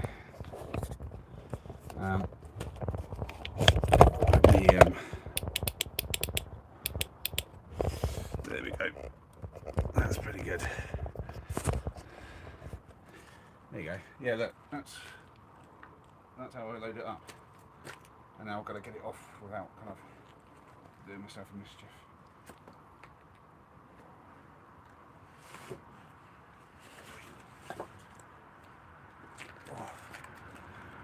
Woo. Right, let's hook up the sound. This is going to make it go funky. I apologise.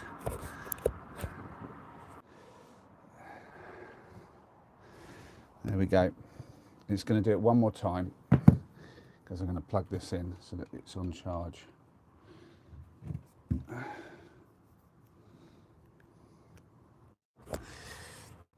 That way. There we go. Sorry about that. Right. Oh. There we go. Whew. Oh, it's a bit later than I thought it would be, but there we go.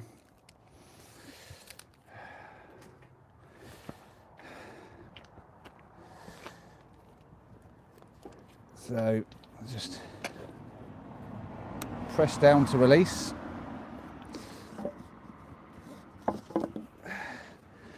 Get the straps of the bag out. People driving by now, rubbernecking to look inside the van. They love doing that. They'll all be wondering, what is he doing?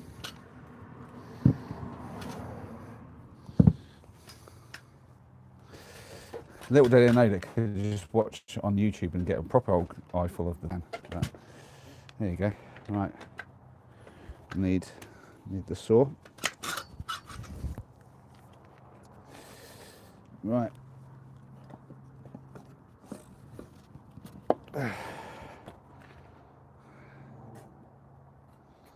Yeah, I don't like to make a huge pile of sawdust outside the van, so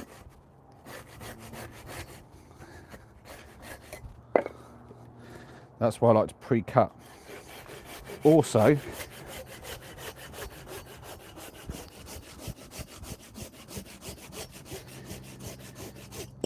I don't want lots of people seeing me with the saw and getting all freaked out, so it's a good idea to not have it on show. So I don't really want to spend too much time here sawing.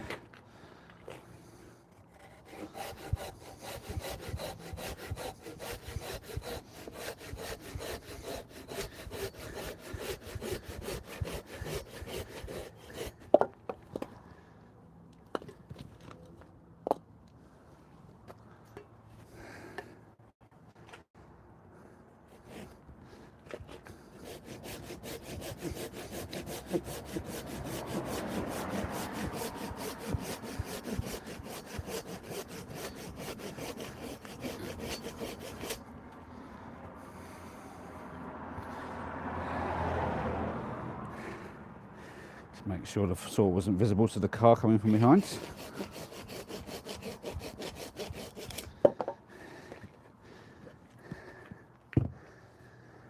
Whew.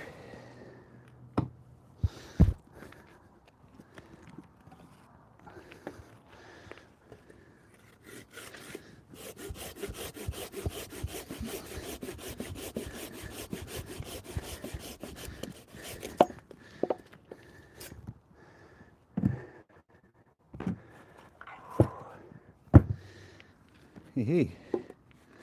Getting there.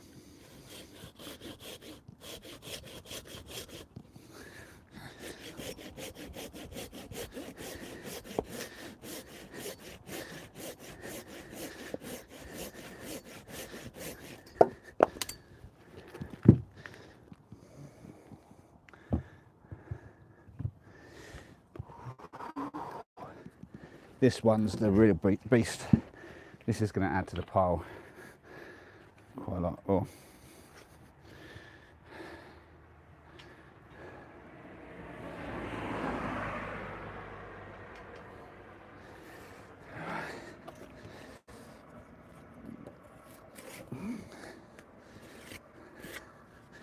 Right. Let's do it that way. Oh. Oh.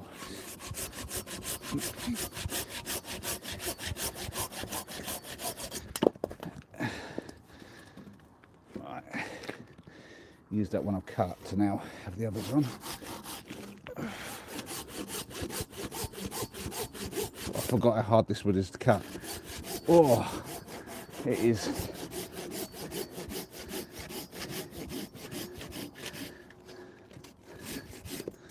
It is not easy to cut this stuff.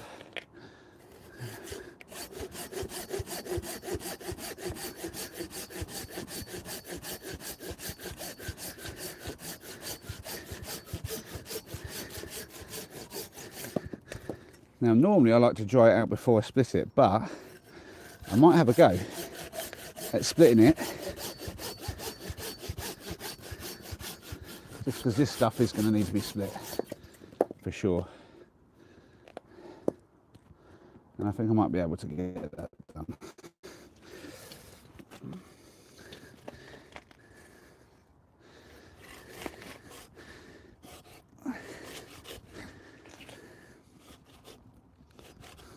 Oh, you little monkey.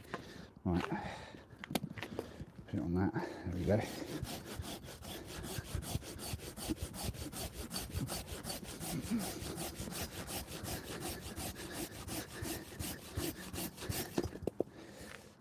Last one, last cut.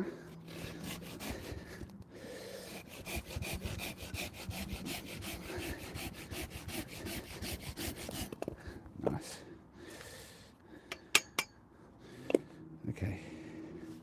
So those will go in as they are, no problem. But these ones, and I think that one will probably be okay as it is. It's just these big ones. We'll have a go at splitting them. Oh, you little monkey, that was wet and I flicked it in my face. Ugh. Wet sawdust on that. Nice.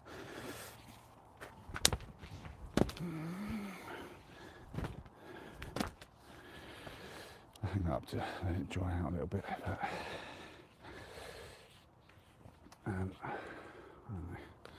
just sling it on the floor for now. Right. I'm going to quickly grab my hatchet and try not to get the floor too muddy at the same time.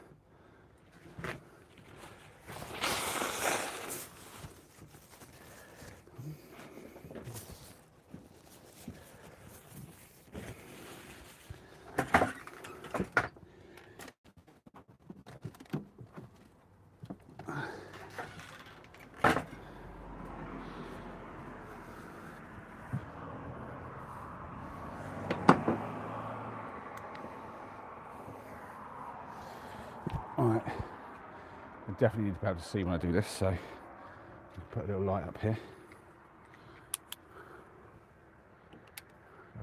The hook. Right. Let's angle you guys down a bit.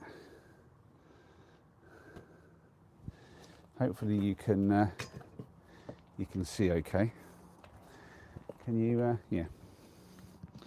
We'll see. I don't know how this is going to split, but well, that one split first time. Should be easy. That definitely had some nastiness inside the wood. I'll get rid of that piece. It's not a lot of use. You can sort of see a lot of it's good. This is that first bit that had the little bit that was not that nice. I can just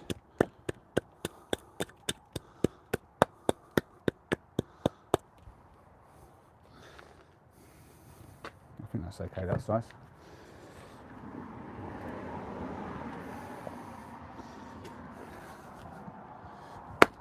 Oh. That one didn't want to go. Oh, that one's tough. Right, let's give that another. Oh. It's got a little knot in it, that's why.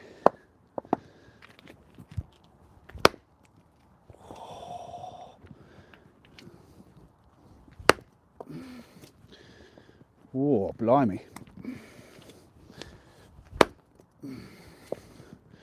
Right, well, the other one split easier because obviously it was not as good, but oh, yeah, I think I need to dry it out first.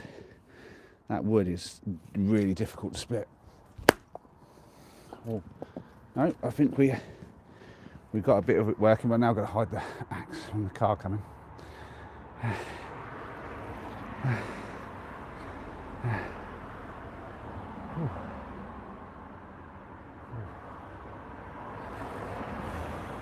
Ooh. Yeah, more cars. We'll close up the door so it's not so obvious what we're doing. Hey.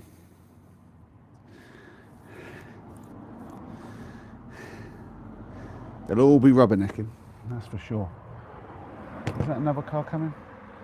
No, they're all going the other way. Wicked. I think we can get that done. Yeah, yeah, oh, beauty. Wasn't an even split, but that's good enough. That is good enough. Now this one's going to be a beast because it's got a knot. I don't know if this is going to split at all, but we'll give it a try. Whoa, I've got a chunk off. We'll go for another chunk. Yeah, boy. Haha. 3 very nice pieces, and they're very seasoned inside. That's a nice bit. All right. Oh, that was a good hit. We've got we've got the split. It's just not quite finished up. Hit that again, it'll probably go through. What he says, I slightly missed it. It's not gone through. Whoa, that was a good hit, but damn. So this one's got the big, this is like a big knotted bit. So we don't know if it's going to want to split at all. It's definitely splitting down to where the knot is and stopping. Whoa, big hit. Oh, I've got that cracking. There's something satisfying about splitting a bit of wood.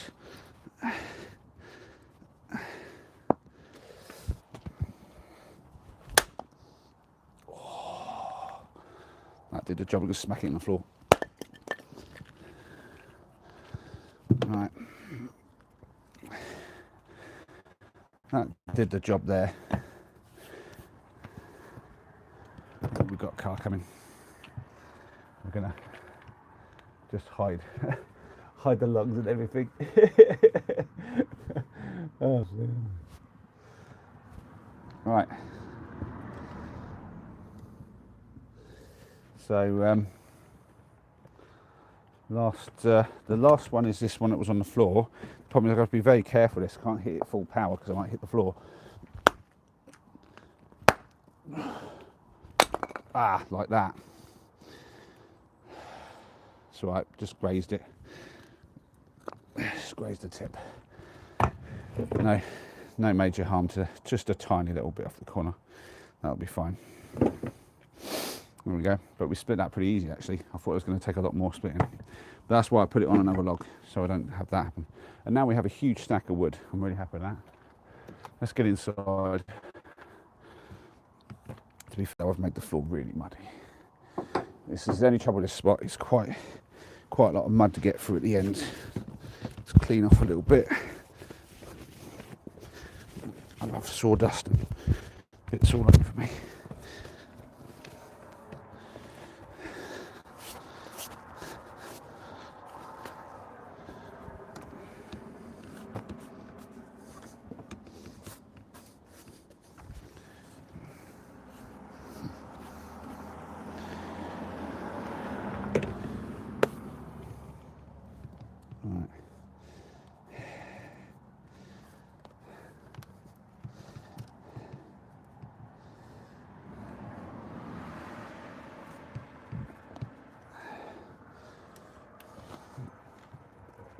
Trying to tread all over my laces.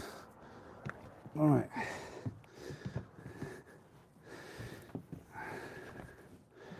Chuck the slippers down, step over you guys, and we're in. Whee! Woo! That is a big stack of wood. Wow, I didn't realise I bought that quite that much. That is mental. Okay. I'm going to unplug because. Yeah, all right. Are we okay? Yeah. Let me get a bit organised here. Woo! Whoa, that's a long stream.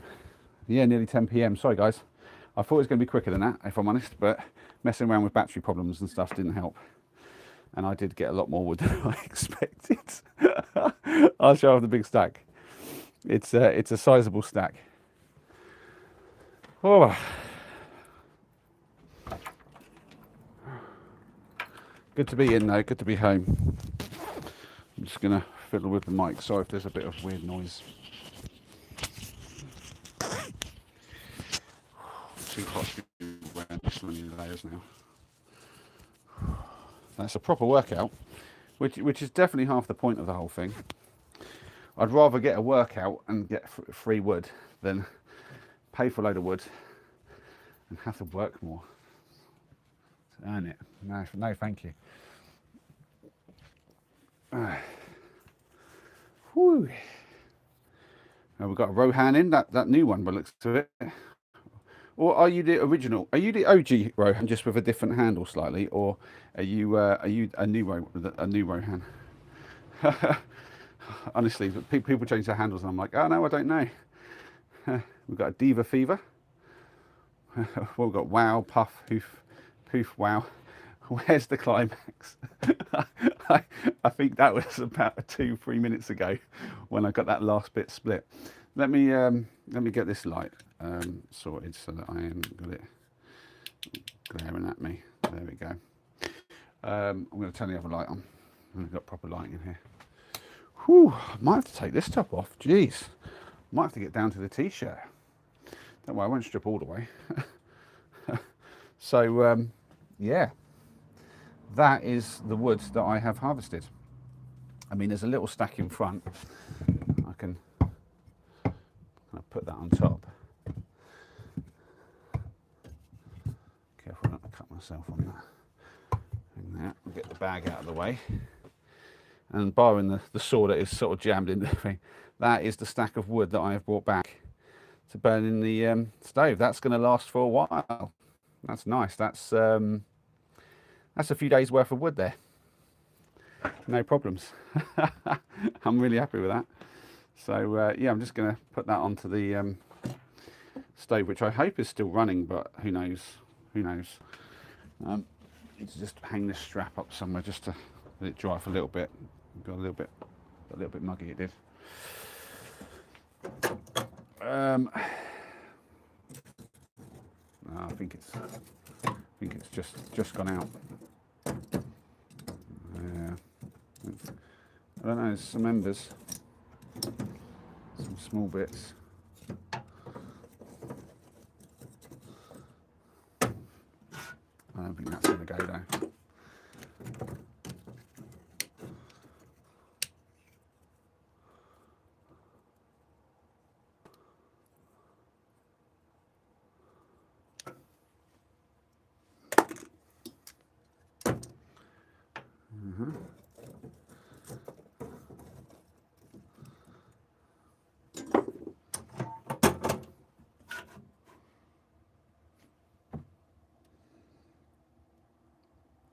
That's a tiny bit of glow.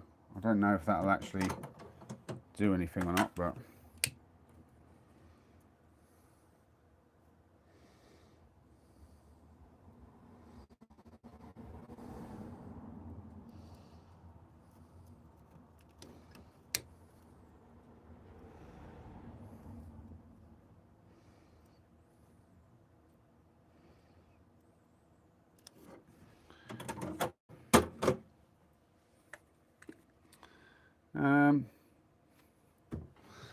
let's put a bit of firelighter in there.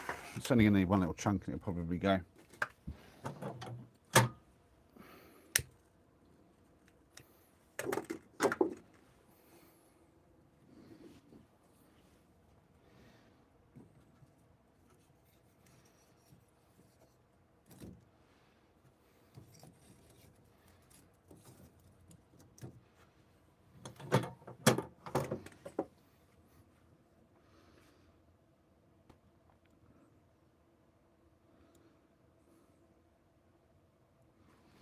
Right, I don't think we can burn the fresh wood, so I'm just going to break up one of these into a couple of pieces. I think that is something we could expect to get going.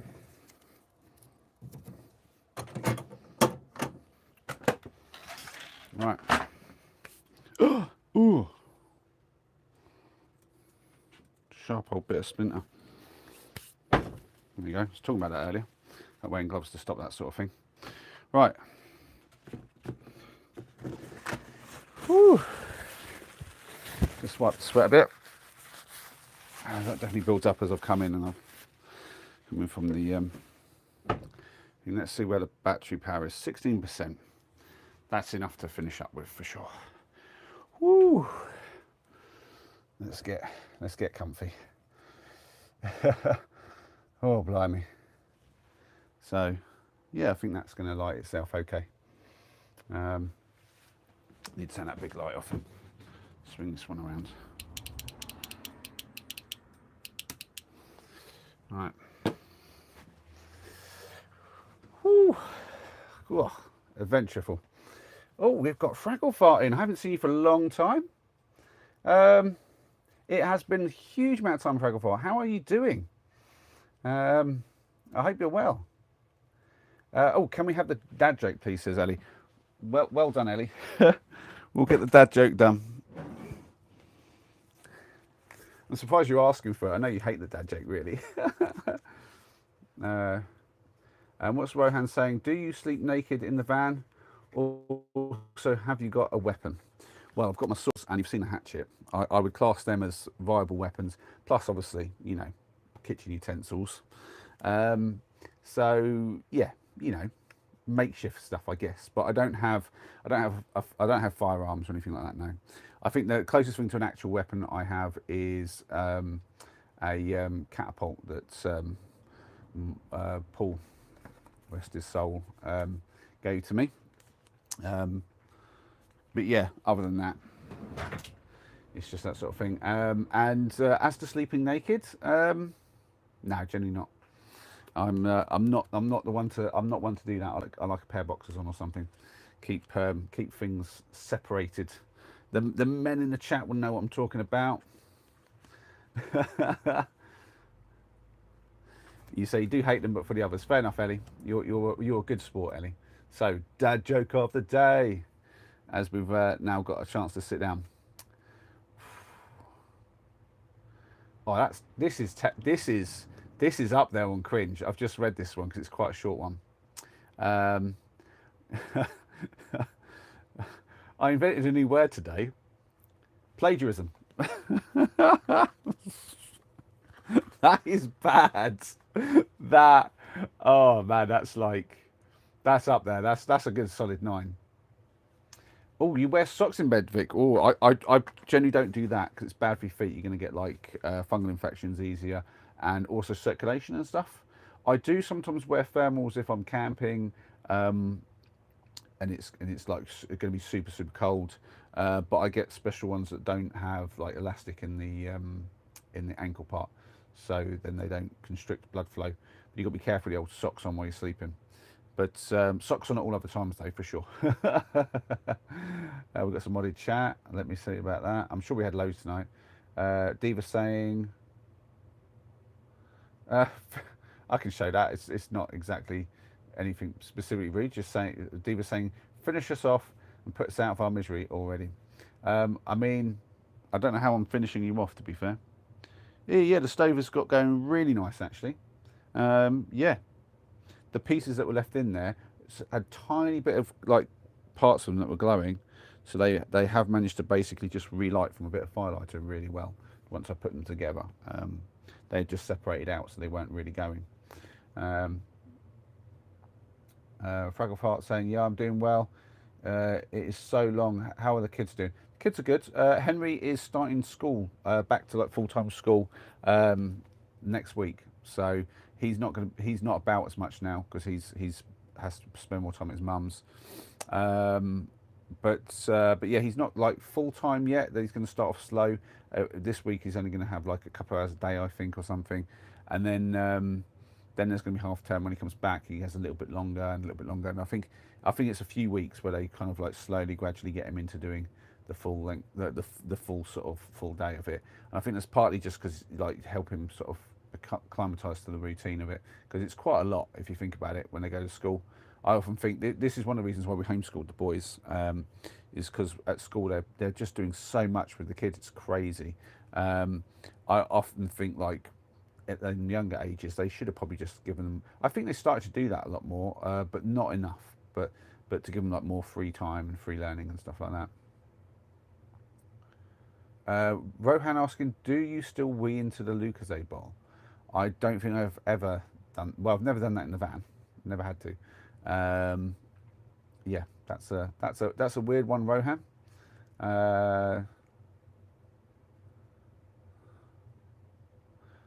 Rohan, you got a strange mind, my man. But fair enough. um, let's have a little look back. I'm going to look back at the chat and see. Um,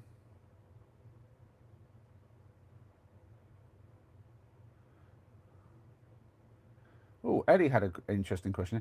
So, question for everyone, says Ellie. When you're talking to someone, where do you look? It depends, Ellie. It really depends. So, when I'm with someone I'm comfortable with, and I'm not trying to like keep eye focus or whatever like that, I generally sort of just generally look at their face, but I look around as well.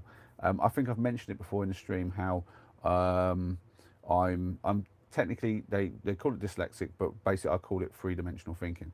Basically, I'm always building up an image of everything around me at all times, and I don't need to be looking at something to have an awareness of it and to see it basically. So I won't always have eye contact. So like if say for instance I was talking to you and you're sat right there where you are, camera wise, I might talk to you and not actually look at you like this. And when I was starting to film, I realised I don't do enough eye contact. So I try as best I can. You don't want to like stare at somebody. You don't want to like. That's not how you talk to somebody at all. You don't just there, but you do want to get eye contact. But depends. Then if you're making a point, and this is something I learned from the internet somehow, is that if you work out somebody's dominant eye, and normally it's whatever hand they are, what you do is you look into that eye when you're talking to them when you want to make a really deep point, and it makes them think that you're really paying attention to them. Like, and you're like, that's how you like look into somebody's soul basically, is to stare at that one eye, not like in between the eyes, not like at the mouth or anything like, but you look at the dominant eye, and then you just focus on that one eye, and apparently it has a pretty kind of like piercing effect. And I started doing that like a while back, just when needed. You don't do it all the time because that'd be weird, but you can do that. But otherwise, I don't generally look at one point. I might like look at the face generally, because I have a tendency not to focus at one thing, but look at a lot of things if you see what I mean. So, but there you go. I don't know how long ago you asked that, but um, let's go back down to the bottom now and see what people are saying now. I can't look at people's eyes. I normally look around places. Yep, that's a very common thing for a lot of us neurodivergent people, which I'm guessing that might be you, Ellie. I'm guessing, but it's fairly typical within neurodivergent people to not maintain eye contact very easily. And I definitely was like that when I was younger, and I worked on it to make myself appear more normal, essentially, when I was a bit younger. And yeah, I think it's one of those things when I'm around new people, or if I'm like trying to make a point, then I do it. But if I'm around people I'm comfortable with, I might not even look at them much at all. Um, uh, don't worry, Gracie. Rohan's just asking questions that are quite personal, but that's fine. We don't mind personal questions. Basically, the rule is you can ask any question you want. If I don't feel like answering it, I'm not going to answer it. But if you ask one and I feel like answering, I'll answer it. And everyone knows I answer quite a lot of questions. And yeah, feel free, Rohan. Ask what you want.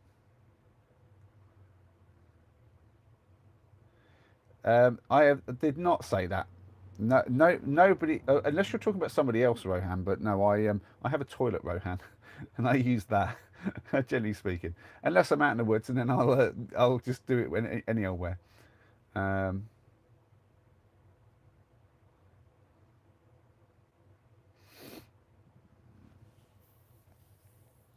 Gracie's like, I want to know what the heck I missed. You missed me showing off my big stack of logs, Gracie. Um, I have a big stack of wood ready to go. And you may have missed me chopping some of it because I did show off my chopping skills with my hatchet, which I'm quite impressed with. That went quite smoothly for the fact that I hadn't tried the wood and it was really solid wood. One of those pieces though, whoo, that was a tough cut. Why on earth would I use a catheter, Rohan? That's weird. You've got a weird fixation happening, Rohan.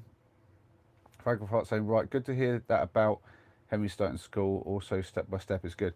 Yeah, yeah, that's. I mean, he's going to start doing some GCSEs basically. Um, we decided for him it would be best to get him back into some structure. Once he hit teenagerhood, like it was like clear that he needed a lot more structure, and yeah, so he's doing that, which means you guys will see less of him, but you will see more of Ethan. Ethan's going to be joining me on Saturdays from now on instead of Sundays because they're going to have a day less at their grandparents on the grandparent weekend. So basically, it means that both I and you guys get a little bit more of Ethan, which is good. And yeah, so like on Saturdays, I'll pick both boys up and I'll see them both for a little bit of time. And then Henry will go back with his mum because she does a few jobs around the area on a Saturday. It makes sense for him to go back with her then. Just keep the travel down, basically. Um, See you, Ellie. You take care. Have a good night, and thank you for staying with us for as long as you have. It's quite late for you. You should have probably been in bed already, I imagine. So should Gracie, but we all know that Gracie would just stay up anyway. Um, and what's Vic saying? I had in hospital. Nice getting removed. Uh, oh, do you know? I've never had one actually. I can only imagine. I can only imagine.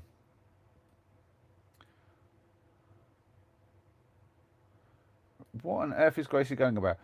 Finish me off, destroy my head with laughter. I, I mean, I've already done the dad joke. Did you miss the dad joke? You've missed the dad joke, haven't you, Gracie?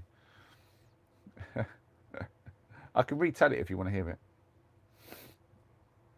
Frogfart saying, yeah, hopefully it goes well.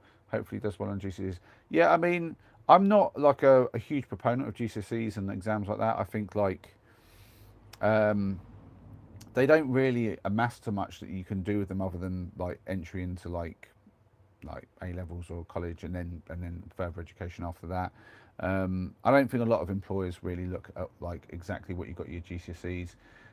They're more interested that you actually did something. Well, like the difference between like if you're applying for a lot of jobs, and the difference between an A and a B at like say maths or B and the C even, or it's not really going to make a lot of difference. I think it's more to do with the fact that you've shown that you've got them and that you've got some level of grades. So it means that you actually was able to sit in a room for a while and do as told. That's mostly what an education shows people, is that like employers, because a lot of what you're going to need for your job you don't learn in the classroom, you learn on the job. There obviously are jobs where you do need to, like but even on those jobs where you have to learn a lot of stuff before you can get cracking, even that's still a lot of it's on job. So like I don't think I'd want a doctor who's only basically done bookwork, but yet you ain't going to be able to start trying unless you've done all the bookwork, if you see what I mean. So yeah, and I guess when they were like doing the proper like medical rotations and stuff or whatever they do, however it works in this country. I know more about how the American system works because you see it on TV. It's just weird, but yeah, I guess it's one of those things they hands-on learn as well. But yeah, there's a lot of jobs where like the sort of stuff that Henry's going to end up with, like he's going to be doing something to do with animals more than likely. Um, he might be doing something with his own business because he's a bit entrepreneurial. It's hard to say. He's got a very kind of weird set of things that he's interested in. And the one thing I know is I want to make sure that he does something that he enjoys, that he loves to do. I don't want him in some like mundane job that he hates.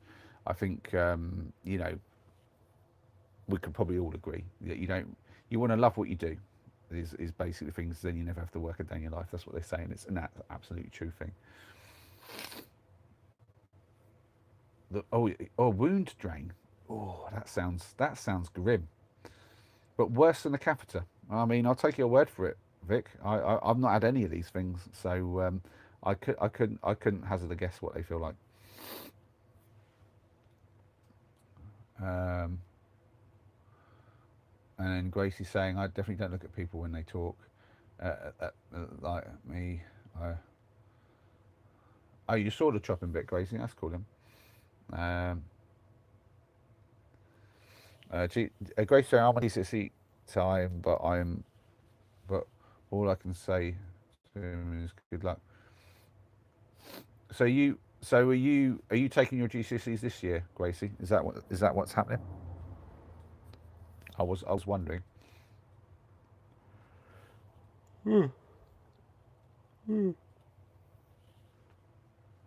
Gracie with some random stuff now.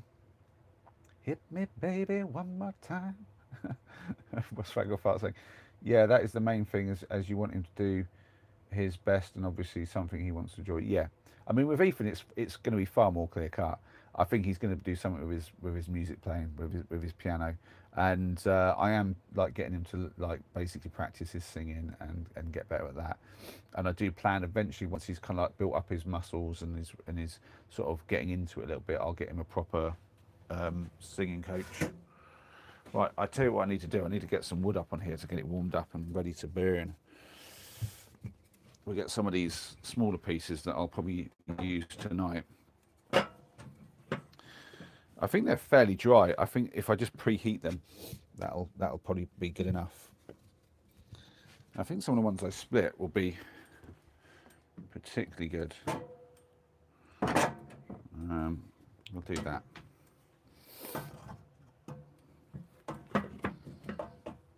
There we go.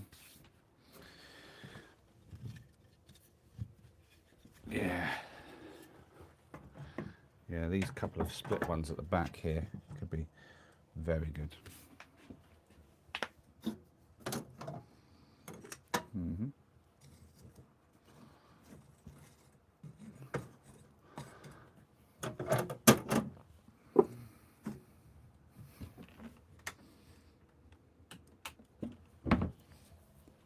Change the pumps around, and we're all good. Let me just check on my battery level. 11%, that's all good.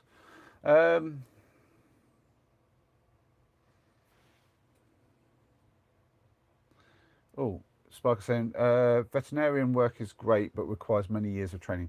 True. And also, you end up, the problem with veterinary work is obviously that kind of like, there's only so much people are going to get you to do, and then they want you to put an animal down, like put a pet down, and there's a lot of basically putting animals down. And if you love animals, that's a tough job to do. I'm like, whoa. So, but there's a lot of work where you don't have to deal with that. So, yeah.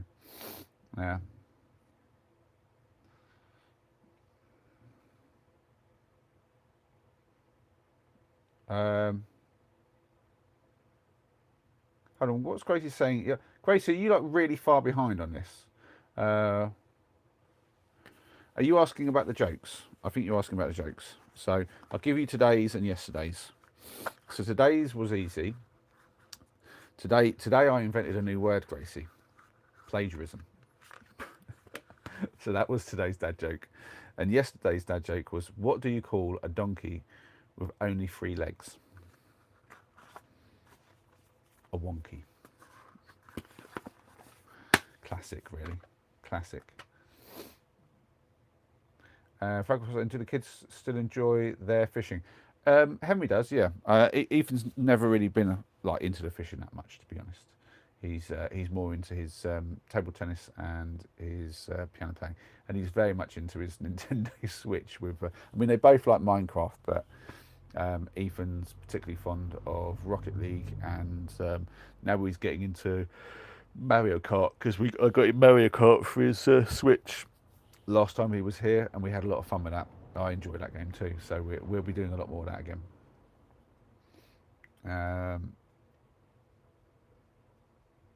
Yeah, Sparker the lurker. Yeah, that's true. But we don't mind, Sparker. You can lurk all you like. I love having you about. And don't think I've forgotten for a second that we're going to be getting out in the spring for a camp. It's still on. It is still on. We're going to get that done. I tell you, that's going to be a good stream, and it's going to be a good excuse to get Tim out and do something with, because I haven't seen Tim for ages. I haven't heard from him either. I should really reach out to him. I've just been so preoccupied, but I do need to reach out to him again. Like the last time I reached out, it didn't really go anywhere because I think he was in a pretty bad spot. That's why I reached out, because I was like, it's Christmas, he's obviously struggling. But he was struggling so much, I don't think he really wanted me to kind of be pushing him about like meeting up and stuff. So yeah, Tim seems to have like not dropped off the reservation, but he's definitely standing on the edge of it. Um, I feel like he's finished up some of the trips he's done, like in terms of like the a while back he did so many trips. Did like the what was it the North Downs Way, wasn't it? And Thames Path and the West Highlands Way, and he was like basically furiously trying to get all of that out, and in the meantime he was doing all these little small side projects and side videos and stuff. And then he did try to do the streaming, which he seems to have given up on. I think maybe he wasn't getting the traction he was hoping for. I don't really know. Um, but he is very serious about his YouTube and he wants it to do well. And I think when it doesn't do as well as he hopes, it hits him hard. Whereas I'm just like, I just take it as it comes. I don't pressure myself. I'm like, I want it to do well, but it it's not a be all end all for me. I have a lot of other options, and it's a fun thing to do. Enjoy some time with you guys. It's something I can maybe reach out to people and make a difference in some people's lives, which I feel like I've done a little bit of. So I'm a bit proud of that.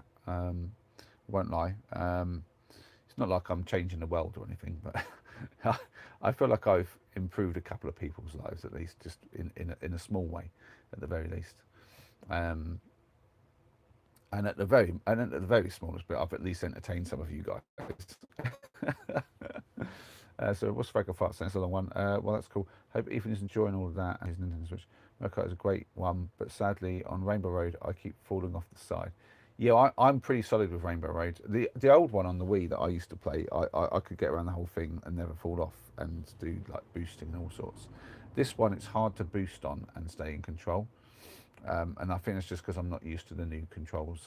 They do kind of like the drift seems to work fairly different, and it's quite a hard one to get sort of like zeroed in on a little bit. So I find myself having to brake quite a lot and go like, no, no, no, I can't go around full pelt. Vic saying hopefully the longer days will help him soon and get out. Yes, yeah. Well, that's another one. I do. He generally does his big trips during the on season, and in the off season he's just editing them and getting them out. But I think I'm not sure. I haven't really been following the videos as much as I should be, to be honest, because I've been doing my own stuff so much. I haven't watched a lot of his stuff, but I think he might have. You can probably tell me, Sparker. You've probably seen them. I think Tim's probably finished actually with all of the series. I don't know.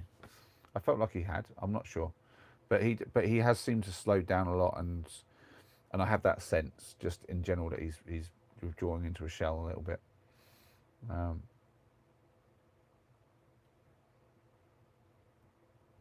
that's right, Gracie. Tim with the white beard. Yeah, that's it. Been a couple of weeks since he uploaded. That's a while for him. Um, yeah, I think some of the videos he's done recently, like he tried to do like the titanium scam 2 video, and I think he thought it would just like fly off the shelf like that one did, like his first sort of like titanium scam video. Um, but this is like this is a while later now. It's a couple of years later, well 2 or 3 years I think after the previous one, and like and I think he's approached it in a different way where he's just making fun of it, and I think he missed the whole point of how the other one went so well. Um, but I think basically, yeah, he does struggle with the fact that like I did notice they changed the algorithm a while back, and like they started to really try to share out the views to everyone a lot more. So it became quite difficult to well, not it became more difficult, I would say, because it's always been difficult, but it became more difficult to find a new audience, which is one of the sort of shortcuts I decided on with the whole streaming vertical rather than horizontal.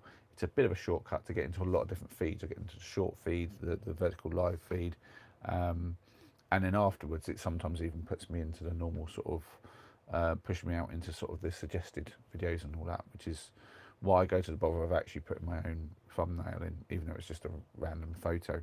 Um, but yeah, he does take it quite seriously, and and then when it doesn't go like when and what I've noticed on my videos did a similar thing in his and a lot of other channels as well, um, where you might have been getting X amount of views, now you're probably getting a half of them, because it's just the algorithms. It used to do this thing where basically for every sort of one person who was like a subscriber and was basically watching your videos for like a decent length of time, it would go, okay, we'll try 3 or 4 other people and send it out and try to grow your channel. Now it does about half that amount, so it's more like it'll give you a couple of people rather than 4. And it does depend a little bit on retention stats, and I think it's just a bit harsher on that. Like if you get a video that's very good at retention, I think you're still going to get pushed out quite a lot, maybe more even. But I think they've kind of adjusted their levels with that. So, oh, Gracie's got a lot to say about this. What's this? I saw his video the other day. I have that since 2. I definitely have that since 2. Not gonna lie, he's given up. I think no, I don't think he's given up. I think he's just like he has a lot of personal stuff to deal with as well. Gracie, I'm a very close friend of his, so we know a lot about each other, and I do know that I do know he's struggling. Um, Yeah, well, I mean, my plan is to see how things go, Gracie. With horizontal, if you're monetized and you do horizontal, you can get like normal ad revenue with that. Um, but if you're vertical, you don't really get the same ad revenue. Um, so then you have to rely more on memberships and super chats and things like that. So with the live format, it just depends on like your following. But the thing with horizontal is you're not going to get necessarily get pushed out to as bigger audience because you don't have so much. So you don't have the same level of feeds. If you think about it, for every person watching a long form bit of stuff on YouTube, there's probably 10 people watching some shorts or something like that, maybe even more. I don't know, but basically, there's a lot more shorts being watched than there are long form, and then obviously there's a lot of people hanging around in the vertical live feed as well, and the shorts feed kind of crosses over with that a certain amount as well. Sometimes you're scrolling on the shorts feed and it just kind of fires up a vertical live as well. So I think it's one of those things where you just get more exposure that way, uh, but then it's harder to get like revenue. But at the moment, I'm not worried about revenue. I'm not monetized, and even if I was, I'd be more worried about. I'm more focused on trying to grow the YouTube family and get out to more people. But I think like if in like a few years I had like somehow had like 100K followers and they were all into my lives, I'd be like, guys, do you mind if I go horizontal? Because then I can basically get ad revenue. And if everyone's like, yeah, yeah, do it, do it, do it, I'd be like, okay, let's do that one. And then you'd still get plenty of people in because they'd be subscribed. And I think if I've got subscribers, they're going to get either one, but I might not necessarily get pushed out to all the new audience. So that was my thought on it anyway. I'm no expert, so that was just my layman's thought process through the choice between vertical and horizontal. And also, vertical is just a bit easier walking around with my camera in vertical position. But I have tried to do a couple of horizontals. I think Christmas one was horizontal, and that seemed to do all right as well. Oh, you're finally verified, Gracie. That's good. What's Fagelfart saying? Nice speaking to you, mate, and it's nice to come back on here. Hopefully, I will have more time to come and say again. Yeah, hopefully you will. I hope you have a good rest of your evening. And next time you're in Fraglefart, I'll probably pick your brains as to what you've been up to, and hear a little bit more about your story recently, because it would be nice to have a long chat with you. Grace is saying, on your bot thingy. I don't understand you, Gracie. So you verified your channel, but not with yourself? What? You've confused me, Gracie. I don't understand. Oh dear. Maybe you know something I don't know. Sparker was saying it's great that the whole YouTube thing is another game of Bandido for Molly. Yeah, everything is like that for me, Sparker. If I'm honest, I see things always as like always like a puzzle to be solved in a way, and I'm quite methodical and logical with a lot of my thoughts about like doing things. Like I didn't start the YouTube thing going, this is the plan. I'm like I just knew that it was a good way to push myself to get out and do some of the things I wanted to do. and it has been such a positive, like sort of driving force in my life doing the YouTube stuff, and certainly all the positive progression in my life for the last sort of couple of years or so has been predominantly from the fact that I've been doing YouTube, and it's given me new perspective, new drive, new focus, and new friends, um, and people like yourself to just chat with on here as well, pass the time rather than doing some other mundane stuff. It's this always feels far more productive and far more useful. We have Elijah in. Hi, Elijah. Good to see you, man. Always nice to have another member in of the YouTube family.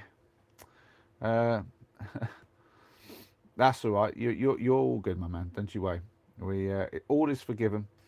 Just keep it chill, and we're all good. And what's Gracie saying? Finally, just catching up on comments.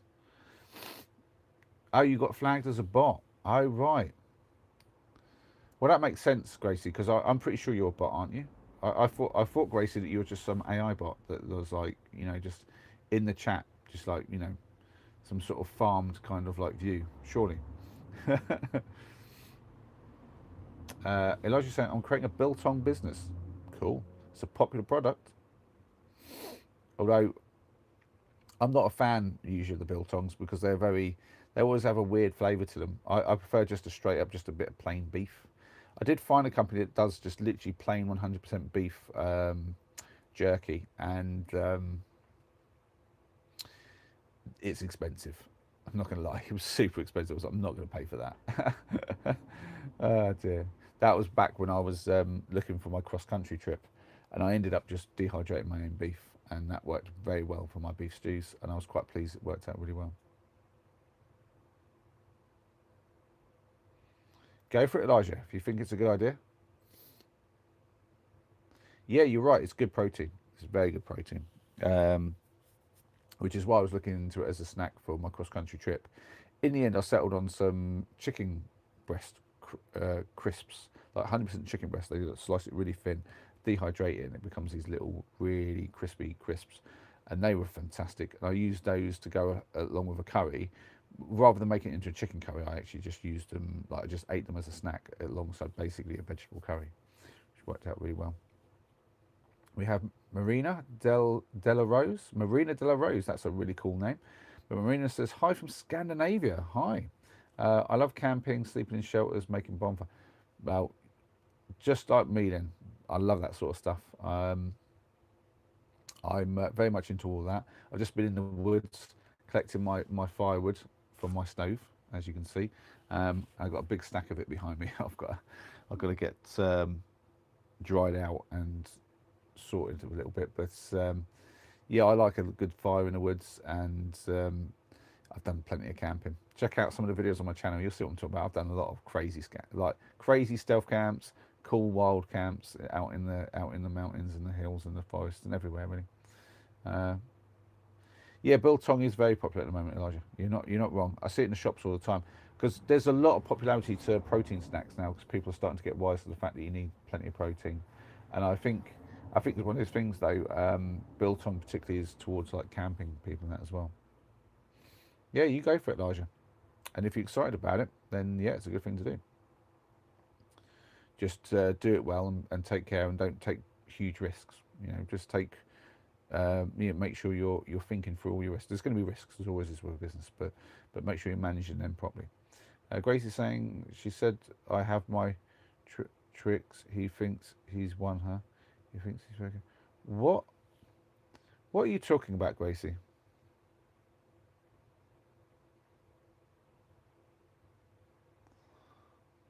Let me go back. What's this? Oh, you're talking Rose drama again. Oh, fair enough. Whatever. Yeah, I like how you call her Rose. Oh, I should be really annoyed with you for that. Yeah, she says all that sort of thing lots of times. I'm not. She's said all that to me before. It's very, very annoying. She's just, if she's doing it to you, Gracie, it's just because she needs attention from you, and maybe she thinks that I'm seeing it, but I'm really not. But I'd rather you didn't tell me about any of it. If it's annoying you, just block her, and then you don't have to deal with it. Um, but I certainly don't want to deal with it. It's too much negativity. It really is.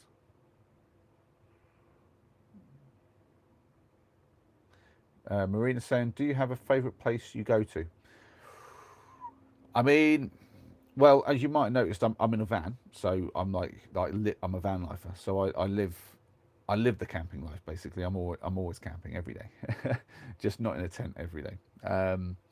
So it depends. Like for tent camping, I generally go different places as much as possible. I generally don't go to the same place very often, but there is a spot where I've been back like to a couple of times in the Peak District. That's like very nice little spot um, for like a group camp, and that's very nice. That's on my channel actually. There's one where me.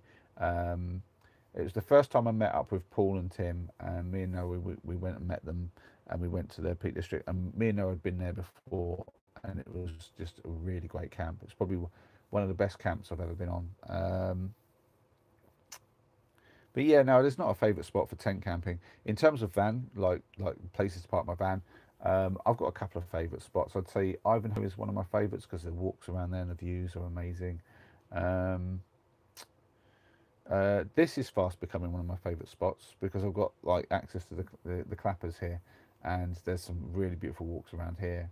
Um, but in reality, my home spot is certainly my favourite spot because it's where I see Lucas a lot of the time, and there's a lot of amenities, and I have the pocket park, and I just know the area well, and I always feel secure there. So yeah, I'd say that spot. Um, Yeah, Gracie. Honestly, I don't want to talk about her. Honestly, if we can leave that to the side, please. I'm not interested in talking to her or about her or anything. It's um, it's it's something I want to just move on from, essentially. I think in life. So here's a life lesson for you, Gracie. Um, it's a bit. You probably don't play poker, but it's a bit like poker. You have to know when the hand is bad, fold it and move on.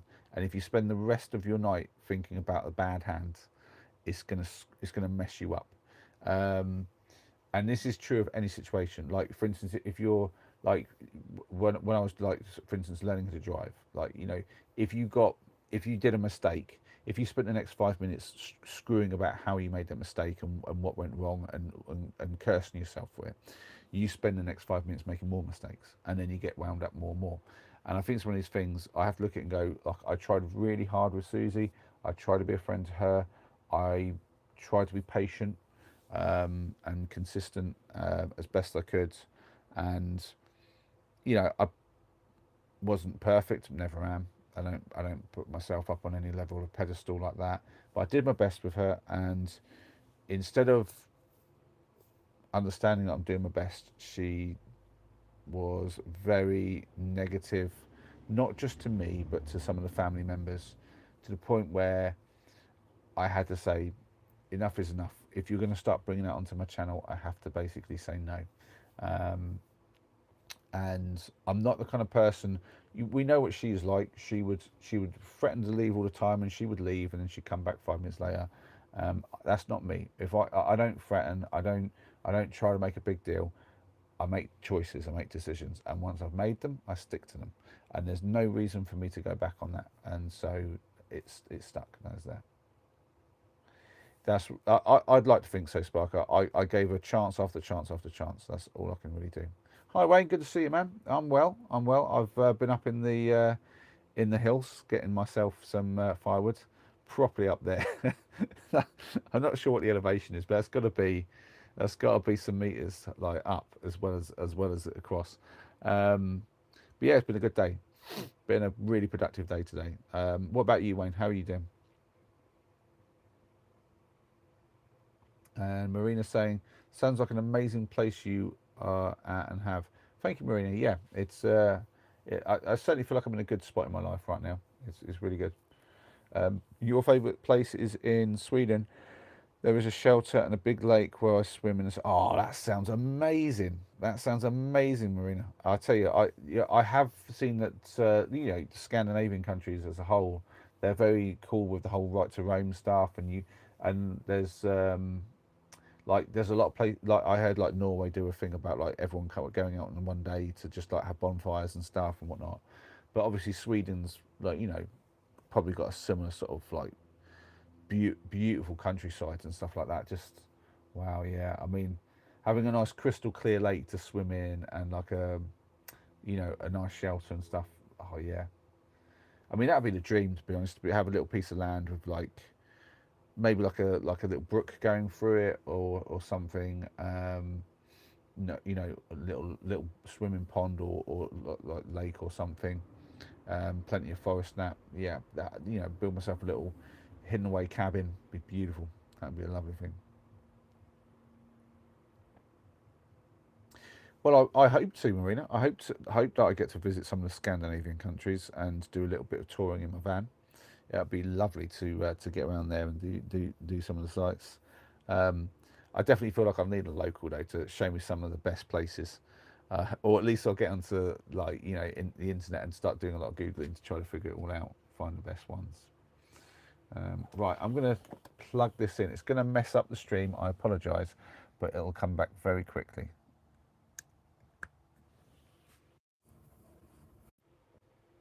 There we go. I do apologise. Sorry, Elijah. Am I ignoring you? Let me see. Oh, I have got all chat on, haven't I? Let me just check. Oh, I've got top. Sorry, I've got top messages. I forgot when everything disconnects and reconnects, I have to sort out and see all the chat. I do apologize. Anybody who's not been responded to because I didn't see it, I do apologise. Let me go back, Elijah, and read what you've said. It's okay. When my business is set up, can I send you some to review? It'll be an original flavour. Um, maybe. I won't say no at the moment, and I won't say yes. We'll just sort of see what's what. Set yourself up, and when you're all sorted, maybe send me a link, and we'll see. What's Wayne saying? Yeah, I've had a good day. Only just got in from work. Really? Wow. What do you do again, Wayne? I'm sure you've probably told me in the past, but yeah, been using that new saw for a while now. That thing is a beast. I tell you, Wayne, it's really good. Um, yeah, I'm really sorry, guys. I forgot that I've got to check all that. So I imagine I've missed a lot of messages. Marina says a road trip in Scandinavia with your camper would be an amazing live stream. Yeah, that would be. That would be. I think if I got to the point where I like the streams got so popular that I had lots of people in just me doing van life stuff and doing trips and things like that. I definitely would kind of like if it got to a point where I was monetized and I got enough funding to actually do stuff like that, I'd definitely take the opportunity. I definitely would like put the money I earn into just getting out and doing some really cool adventures and maybe like just doing some huge tours, just huge tours, because it's totally doable. Like if I that's the thing. I'm tied down to this spot a fair bit for work, basically, and obviously my lads to a point. But the hope is that if I could get you know a certain amount of revenue coming in from the YouTube stuff, in a few years, and then the boys are old enough they don't need me. That is the short term goal right now. Like somewhere in like 3 to 5 years, something like that. If the channel was big enough, I was earning some money, so I could like still earn wherever I am. I'd be off and I'd be doing like tours of all the Scandinavian countries. I'd definitely do Iceland as well, and just like anywhere that takes my fancy, just get onto it. Yeah, but I'd definitely be starting at some of the Scandinavian stuff. Yeah, no, that's a no brainer, that one, Marina, for sure. Elijah asking, am I single? I am single, yes, at the moment. I am a bachelor of sorts, yeah. Yeah. And then what do I do for work? I'm a window cleaner right now. We have Julie Cricken saying, good evening. Good evening, Julie. And Spark saying, Elijah, I don't mean to be a doom monger, but a very popular YouTuber was sponsored by Biltong and it went bust. What, Biltong went bust or the YouTuber? I'm assuming you mean Biltong. Is Biltong gone bust? Wait, really? Oh, wait, not Biltong. You mean like a particular company? Come, Sparky, you've got to give us more detail on this. That's interesting, but I feel like I've only got half the information. We have Markin saying hello. Is that the wood you were cutting earlier? That is, yes. And there's more down there. Look at that big stack of wood. Solid. We're good for a few days on that. No jokes. I'm just warming some of it up on the stove, ready to use tonight, because I'll definitely put a few of those in. Oh, I can hear somebody parking up. I don't know if they're in front or behind, but there's definitely some tyre noise, and I can hear some boom, boom, boom, boom from some music, which means there's probably some like young people around.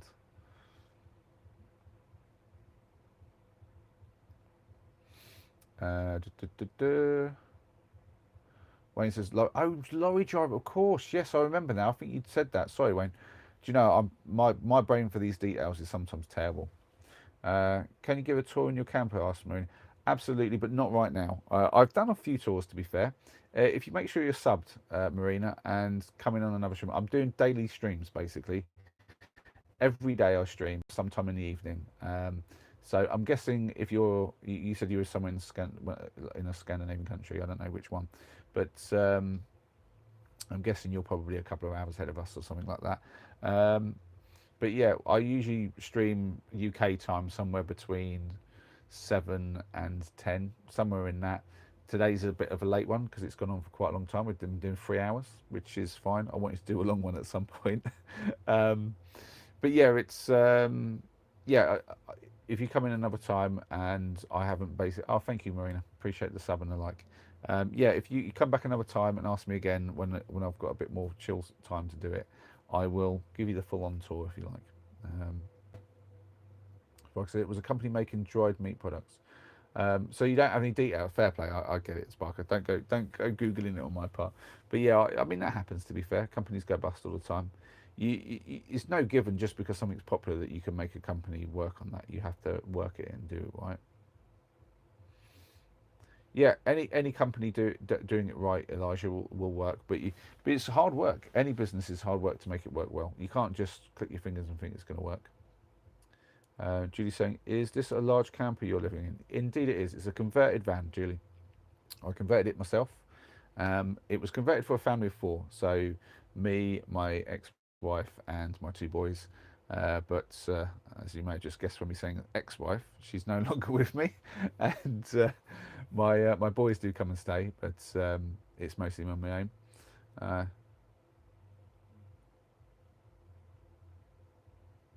Yeah, no joke, Marina.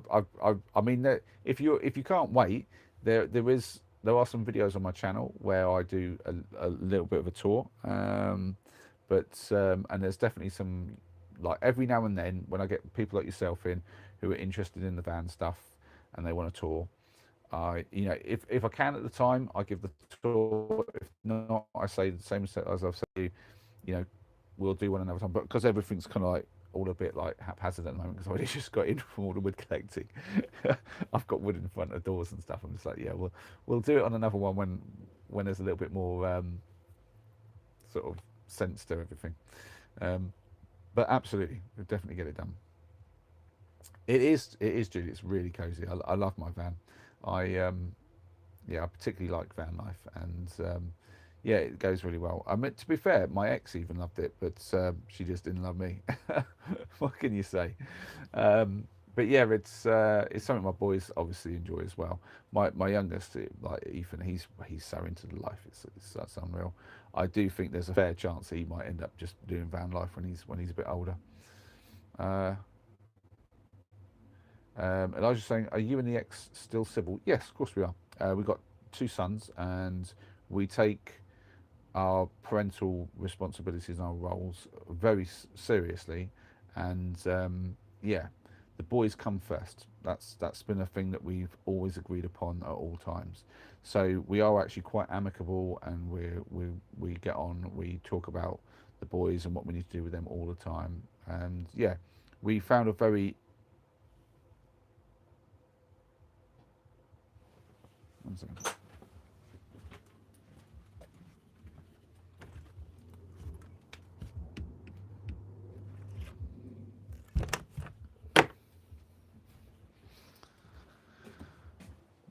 could hear some motion outside, and I realised I didn't close the door properly. I wanted to close that up. I don't want somebody, some random suddenly walking in and checking out. But it's just there's literally somebody parked behind the van now in their car with their music going boom, boom, boom, boom, boom, boom, boom. That's fair enough, Marina. You can have a special tour. It will be my pleasure. Yeah, late one tonight, Gracie. Yeah, that's true. But it's nice. It's nice just to chat, and we've got some new people in, and I love having the new people in. And Julie asking, "Are you new to YouTube?" Not particularly. No. I mean, I'm not an OG or anything. I started. When did I start? I don't know. I did. I mean, my YouTube story goes along the lines of, let's have a think. So I think I started in 23, and then and I was quite proud of the fact that I was monetized within 9 months, like fully monetized with ad revenue even. But then about a month or two in after that, me and the ex, basically, we were in a rough patch already, but that was the point where we decided enough was enough. We had to, and we started the process of her moving out and making like the split properly official and all that sort of thing. Um, and I had to take a bit of hiatus from the channel, and then because I had my break was a bit too long, because I tried to come back, but I wasn't in the right headspace. But then, like, I guess a little over 126 days ago, I restarted up with my channel, and I've been doing live streams daily since then. But so I'm not old hat and it, but I'm also not completely fresh. So I kind of get what I'm doing a little bit, but I'm still finding my way. That's my best answer for you. Uh, Spark saying, I fancies about being van life, but on the ocean. That would be cool. I did consider the idea of that actually, but I just like I I don't I looked into canal boats for instance, and then I was like, oh, maybe like an ocean thing even might be simpler, but that was too complicated with kids to be honest. But on my own, could give something out. Elijah was asking what mic I'm using. I'm using the DJI Mini. Um, Very good mic, highly recommended. Um, let's have a little look.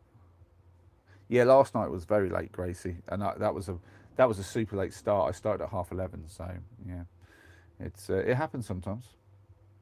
Gracie again, how do you get monetized? Well, you have 4,000 watch hours, like in 1 year. You have to do it in 365 days, and then you have to maintain that as well, because that's how I got demonetized, because I didn't have enough watch hours. And then when you drop below the threshold, they take it off you. And you have to have 1,000 subscribers. You can do it with shorts, and you need a certain amount of views rather than watch hours. But yeah, and weirdly, and this is another little bit of a sneaky one here, Gracie, talking of YouTube, is the vertical live stream, as well as the horizontal, they both work towards your watch hours.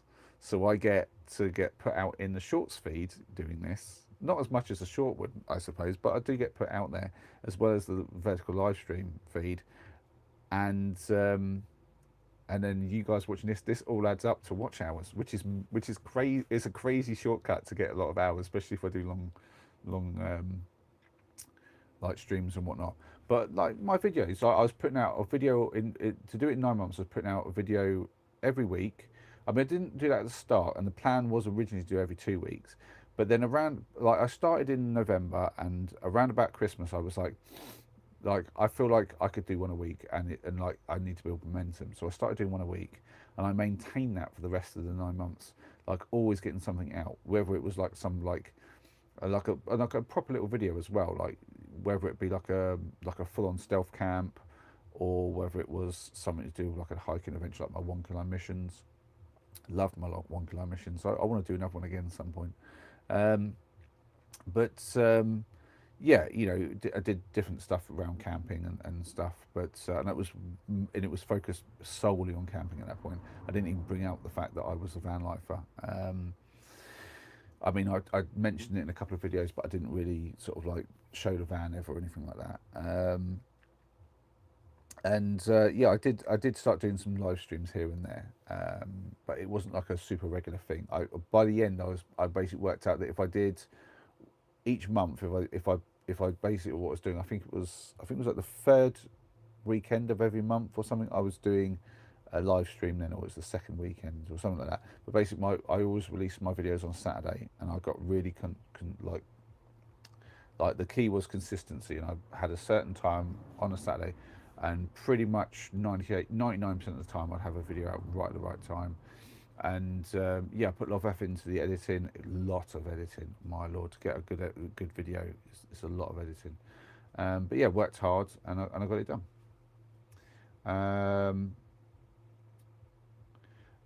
Also, I've got to go back and see some chat. So what we've got here. After the thing, so we had Marina saying, "What is your name, if I may ask?" Well, everyone calls me Molly. That's my nickname. But my real name's Alan, but I prefer Molly, to be fair. And then Elijah saying, "How does window cleaning keep you going? You own your own beers, work for some time, or do corporate." So it's residential. It was my business. I built it up from scratch, but my parents now run it, and I just do the window cleaning part time.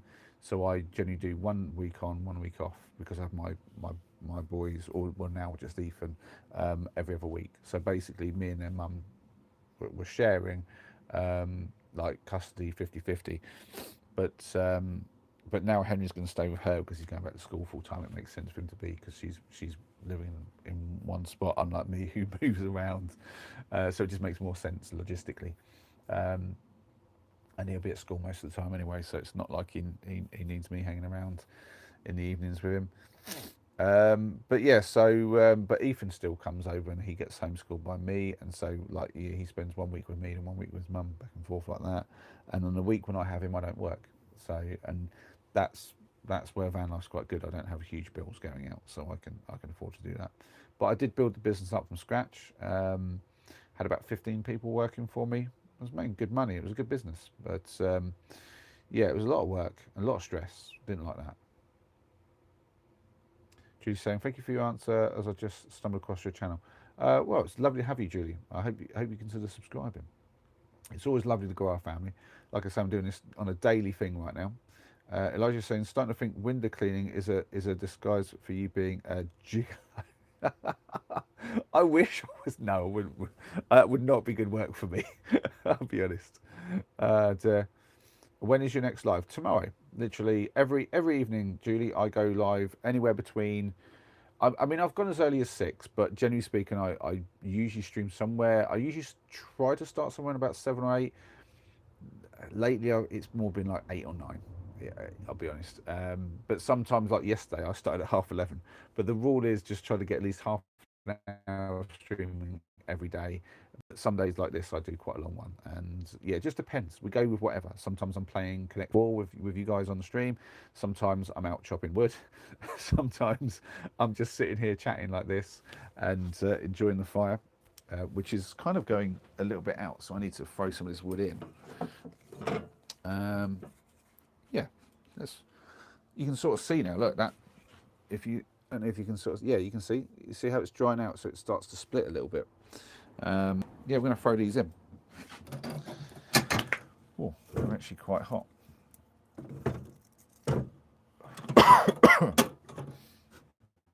Let's see how that goes.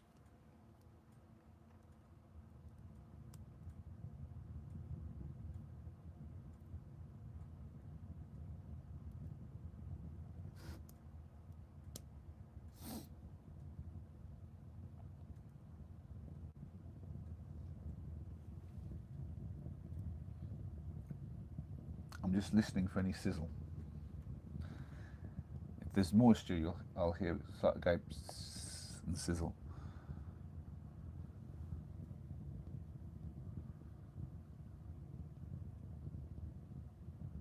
Maybe a little.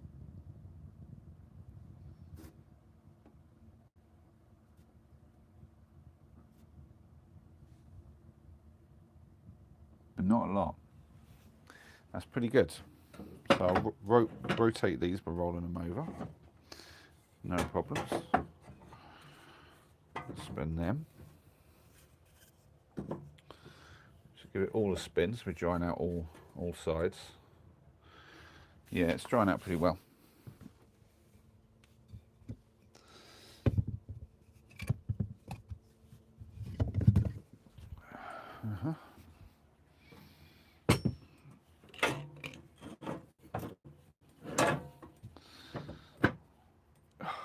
Lump of mud on my hand. No good.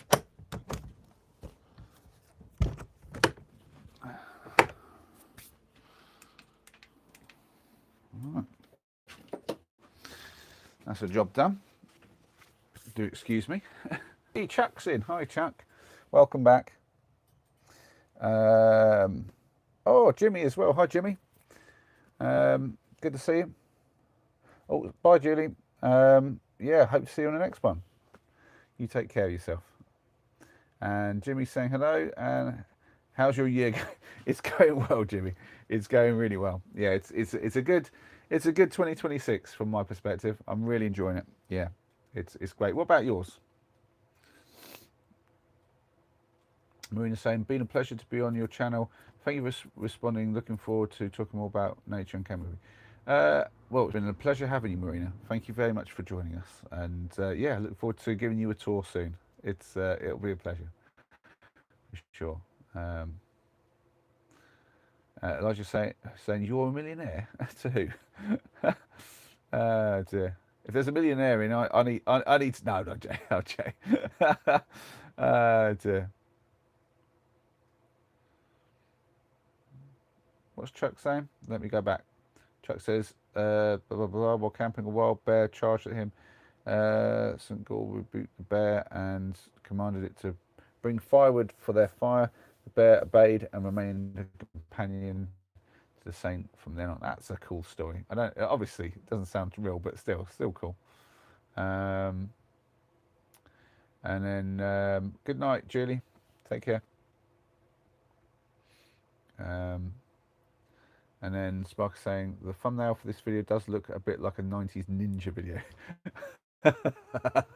Now you say it, yeah. I just was trying to do something new. I thought, I'm going to go out and do some wood chopping, but I'm not there yet. So how do I represent that? That's what I'm going to do. I was like, I'm just going to hold the saw up, and I thought it might look a good thumbnail. Elijah's saying, will you have a date again? Yeah, of course. Yeah. Rosie Robertson saying, hello, I'm Rosie. I'm a fire lookout supervisor in Wyoming. I took the job to avoid making the difficult decision of placing my husband in a long-term care facility as he has dementia. He's 34, I'm 31. That's a lot of information, Rosie, but thank you very much. So I'm just going to reread that and absorb what you said. So you're Rosie from Wyoming, I guess. Does that mean that's cool? We've got somebody from America in this. That's really cool. And a fire lookout supervisor. I mean, that sounds interesting. I don't know what that entails. I would be interested to know if you don't mind giving a bit more detail on that.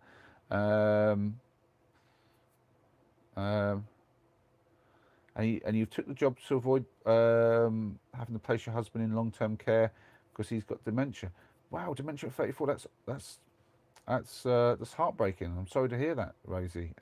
But also amazing that you decided to take care of him and took a job to be able to do that. Does that mean that the job is like remote, so you can do it while you're still taking care of him? I hope you don't mind me asking the questions. I figure you're here to share a little bit of your story if you're going to give me that much detail for your first message. But yeah, interesting story. And Chuck saying, it's totally a real story, Molly. Year 613. I mean, can we say if anything is for real or not from then? I mean, I'm not going to lie. That's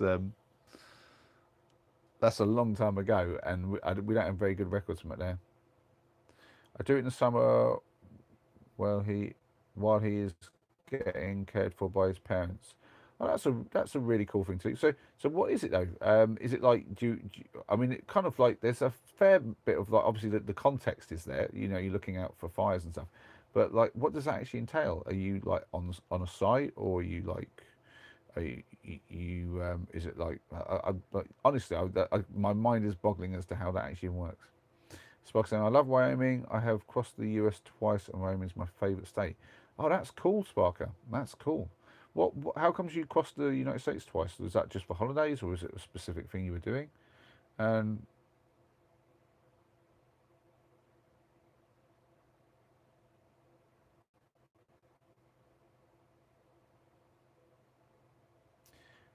Jimmy, when you say we have been on the same journey for the last 20 years, what do you mean? I'm a bit little confused. And we've got Paul in saying UK is getting a new prime minister soon. Fair enough, if you say so. I don't follow politics, so I wouldn't know. Rosie saying, my job is overseeing fire detection operations across a specific district, managing a network of individual fire lookouts stationed in remote towers, and coordinating with dispatch centres during the fire season.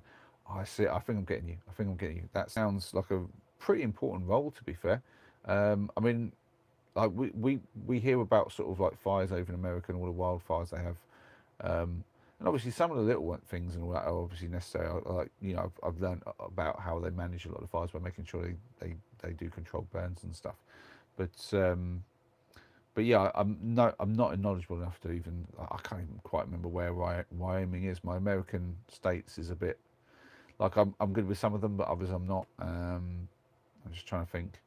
But yeah, I don't know much about Wyoming, to be fair. But I'm guessing you guys have plenty of wildfires over there if you've got all this network of lookouts and that going on. So it does sound like it's really important stuff. Road trip both ways, says Sparker. Fair enough. So just like a proper, like just get out there and do the road trip. That sounds really cool. So did you like go to every state, Sparker, or was it just like a fairly straight line across and you just visited some on the way? Um, Yeah, we're coming up to the 3.5 hours. I think, to be fair, I'm gonna have to call this soon. I'm starting to feel very tired, and I still need to sort out all this woods. But it's been lovely talking to all these new people in. It's always I do notice that sometimes when we go a bit late, we get a fair few new people in. It's really nice. You have heard of Yosemite? That's in Yosemite. That's it. I always say Yosemite about Yosemite. That's in Wyoming. I like Yosemite. I've heard of that. All right. Ah, that gives me an idea of like what the kind of countryside there looks like. Yeah, I see. And Rose saying, yeah, I also took the job as I don't have to talk to a lot of people for context. I have Tourette's syndrome, so I find it difficult to communicate on a speaking basis. Ah, that makes sense, I guess. I mean, that's very logical of you, to be fair. You sound like a very intelligent person, Rosie, I will say. And it sounds like you're dealing with your, like, I don't know what to call that really. Your quirks, I guess, is the best thing I can say, or your personal situation. There you go. It's probably a far nice way to say it. It sounds like you're dealing with the situation pretty well. To be fair, you're kind of just taking things and as they come and finding solutions. I mean, that's solid. That's how I like to roll. To be fair, Jimmy saying my mother in I think yeah. Are you saying your mother-in-law because it just says your mother-in was? So I think your mother-in-law was diagnosed with dementia in her late 50s. She's now 81. Whoa, that's gotta be. Are you taking care of her? Like you and the yeah. Are you and the wife taking care of her, or is that or you? Or she happen to be sort of in a care home now? I mean, neither one's a pleasant thought to be fair, but. And Rosie's saying, I also work in Melbourne, Australia, 2 months a year. Really? That's cool. That's really cool. So you get to travel then. Is that doing a similar sort of work, or is that a completely different job? I have a feeling it might be similar stuff. Dementia is a horrible thing. I hope they find a cure. Yeah, yeah. I'm with you there. The same job. I guess it's a thing that's needed in a lot of places. And it takes a fair bit of understanding, I guess. Um, Jimmy's saying it's more complicated at the moment. Well, I'm always here, Jimmy. You've got my number. If you ever want to talk about it and get anything off your chest, have a little vent, you're more than welcome to shoot me a message on WhatsApp, or we can have a conversation even. I mean, I'll be no good this evening, but some other time, if you want to reach out and have a chat, mate, you feel free. I'm always happy to have a chat. Spark is saying that movie Molly was oh, I swear, yeah, that's what I've got to watch. I need to watch this apparently. Yeah, I was trying to find something to watch the other day. I was thinking, what was the one that Sparker told me to watch? Because I want to watch that maybe. And so I couldn't remember what it was. Oh dear. Right, so I used to work in the UK as a tactics coach at a football club. Really? Wow. So you've travelled then, Mosey. That's really cool. That's um, that's a lot of places that you've been there. You know, it sounds like you're living life to the full. Um, I'm also curious about the Tourette's, to be fair, like because you know it's different for every person, and I don't know if that's something that I'm allowed to ask you about. If you're comfortable talking about that or not. Um,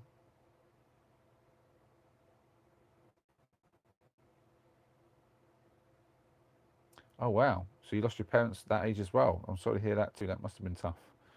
Um,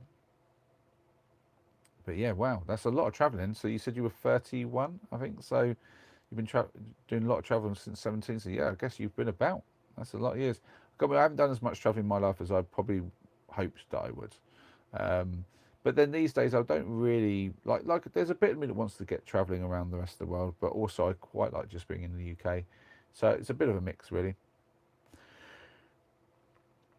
Yeah, we definitely need to do a catch up, Jimmy. I'm well up for that.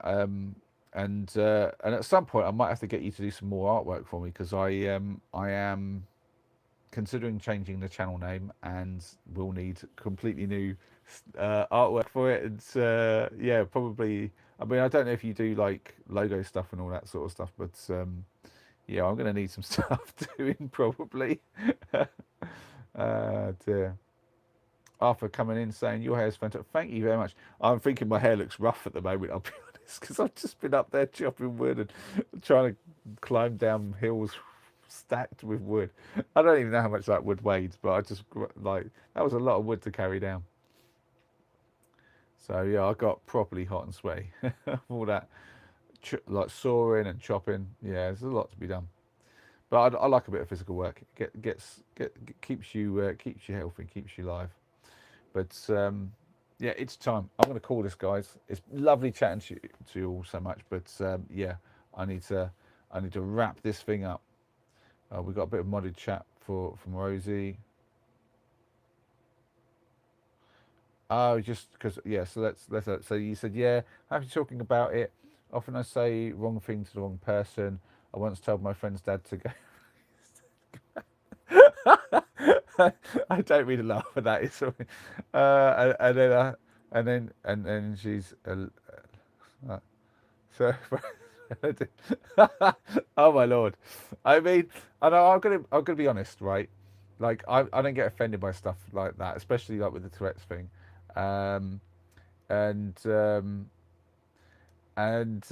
like I find quite like there's a couple of YouTubers who have Tourette's and they've got good humour about it. And to be fair, like it's a solid part of their content, and I do see the humour in it, and I think, but then there's also the struggle because obviously you've got to deal with people who don't understand, and I see that, and I'm like, you know, and it just does make me think that I wish there's more people with better understanding out there of these things. Um, but to be fair, I have a proper potty mouth sometimes, I cannot speak about people saying some rude words. But we do try to keep it PG on the channel just because we have young people in as well, and I try to kind of like you know keep it like nice and easy on the algorithm stuff as well. Because when I was monetized, like they ask you a lot of questions about stuff like that, and I just want to be able to say no to everything. Ah dear. Well, it was lovely talking to you, Rosie. I hope you've considered subscribing so you can come back and chat a little bit more. And I'll probably ask you a few questions a bit more about the Tourette's and stuff and about your work and all sorts of things because you sound like a really interesting person. But for now, I am knackered and I'm starting to lose my train of thought too many times. So I'm definitely going to call it tonight and say thanks everyone. Thank you for the sub then, Rosie. I appreciate that. Um, yeah, I will. I will see everyone tomorrow. Hopefully for a pretty like reasonably timed one again. and we'll see. Maybe it'll go long. Who knows? We never know. It's always a day-to-day thing. But it's been fantastic talking to you all. It's been lovely meeting you, Rosie and Sparker. Always a pleasure to have you in. I will check out. I swear. I swear I will check out. I swear. But for now, you all know what I'm going to say. It's been fantastic. Have fun.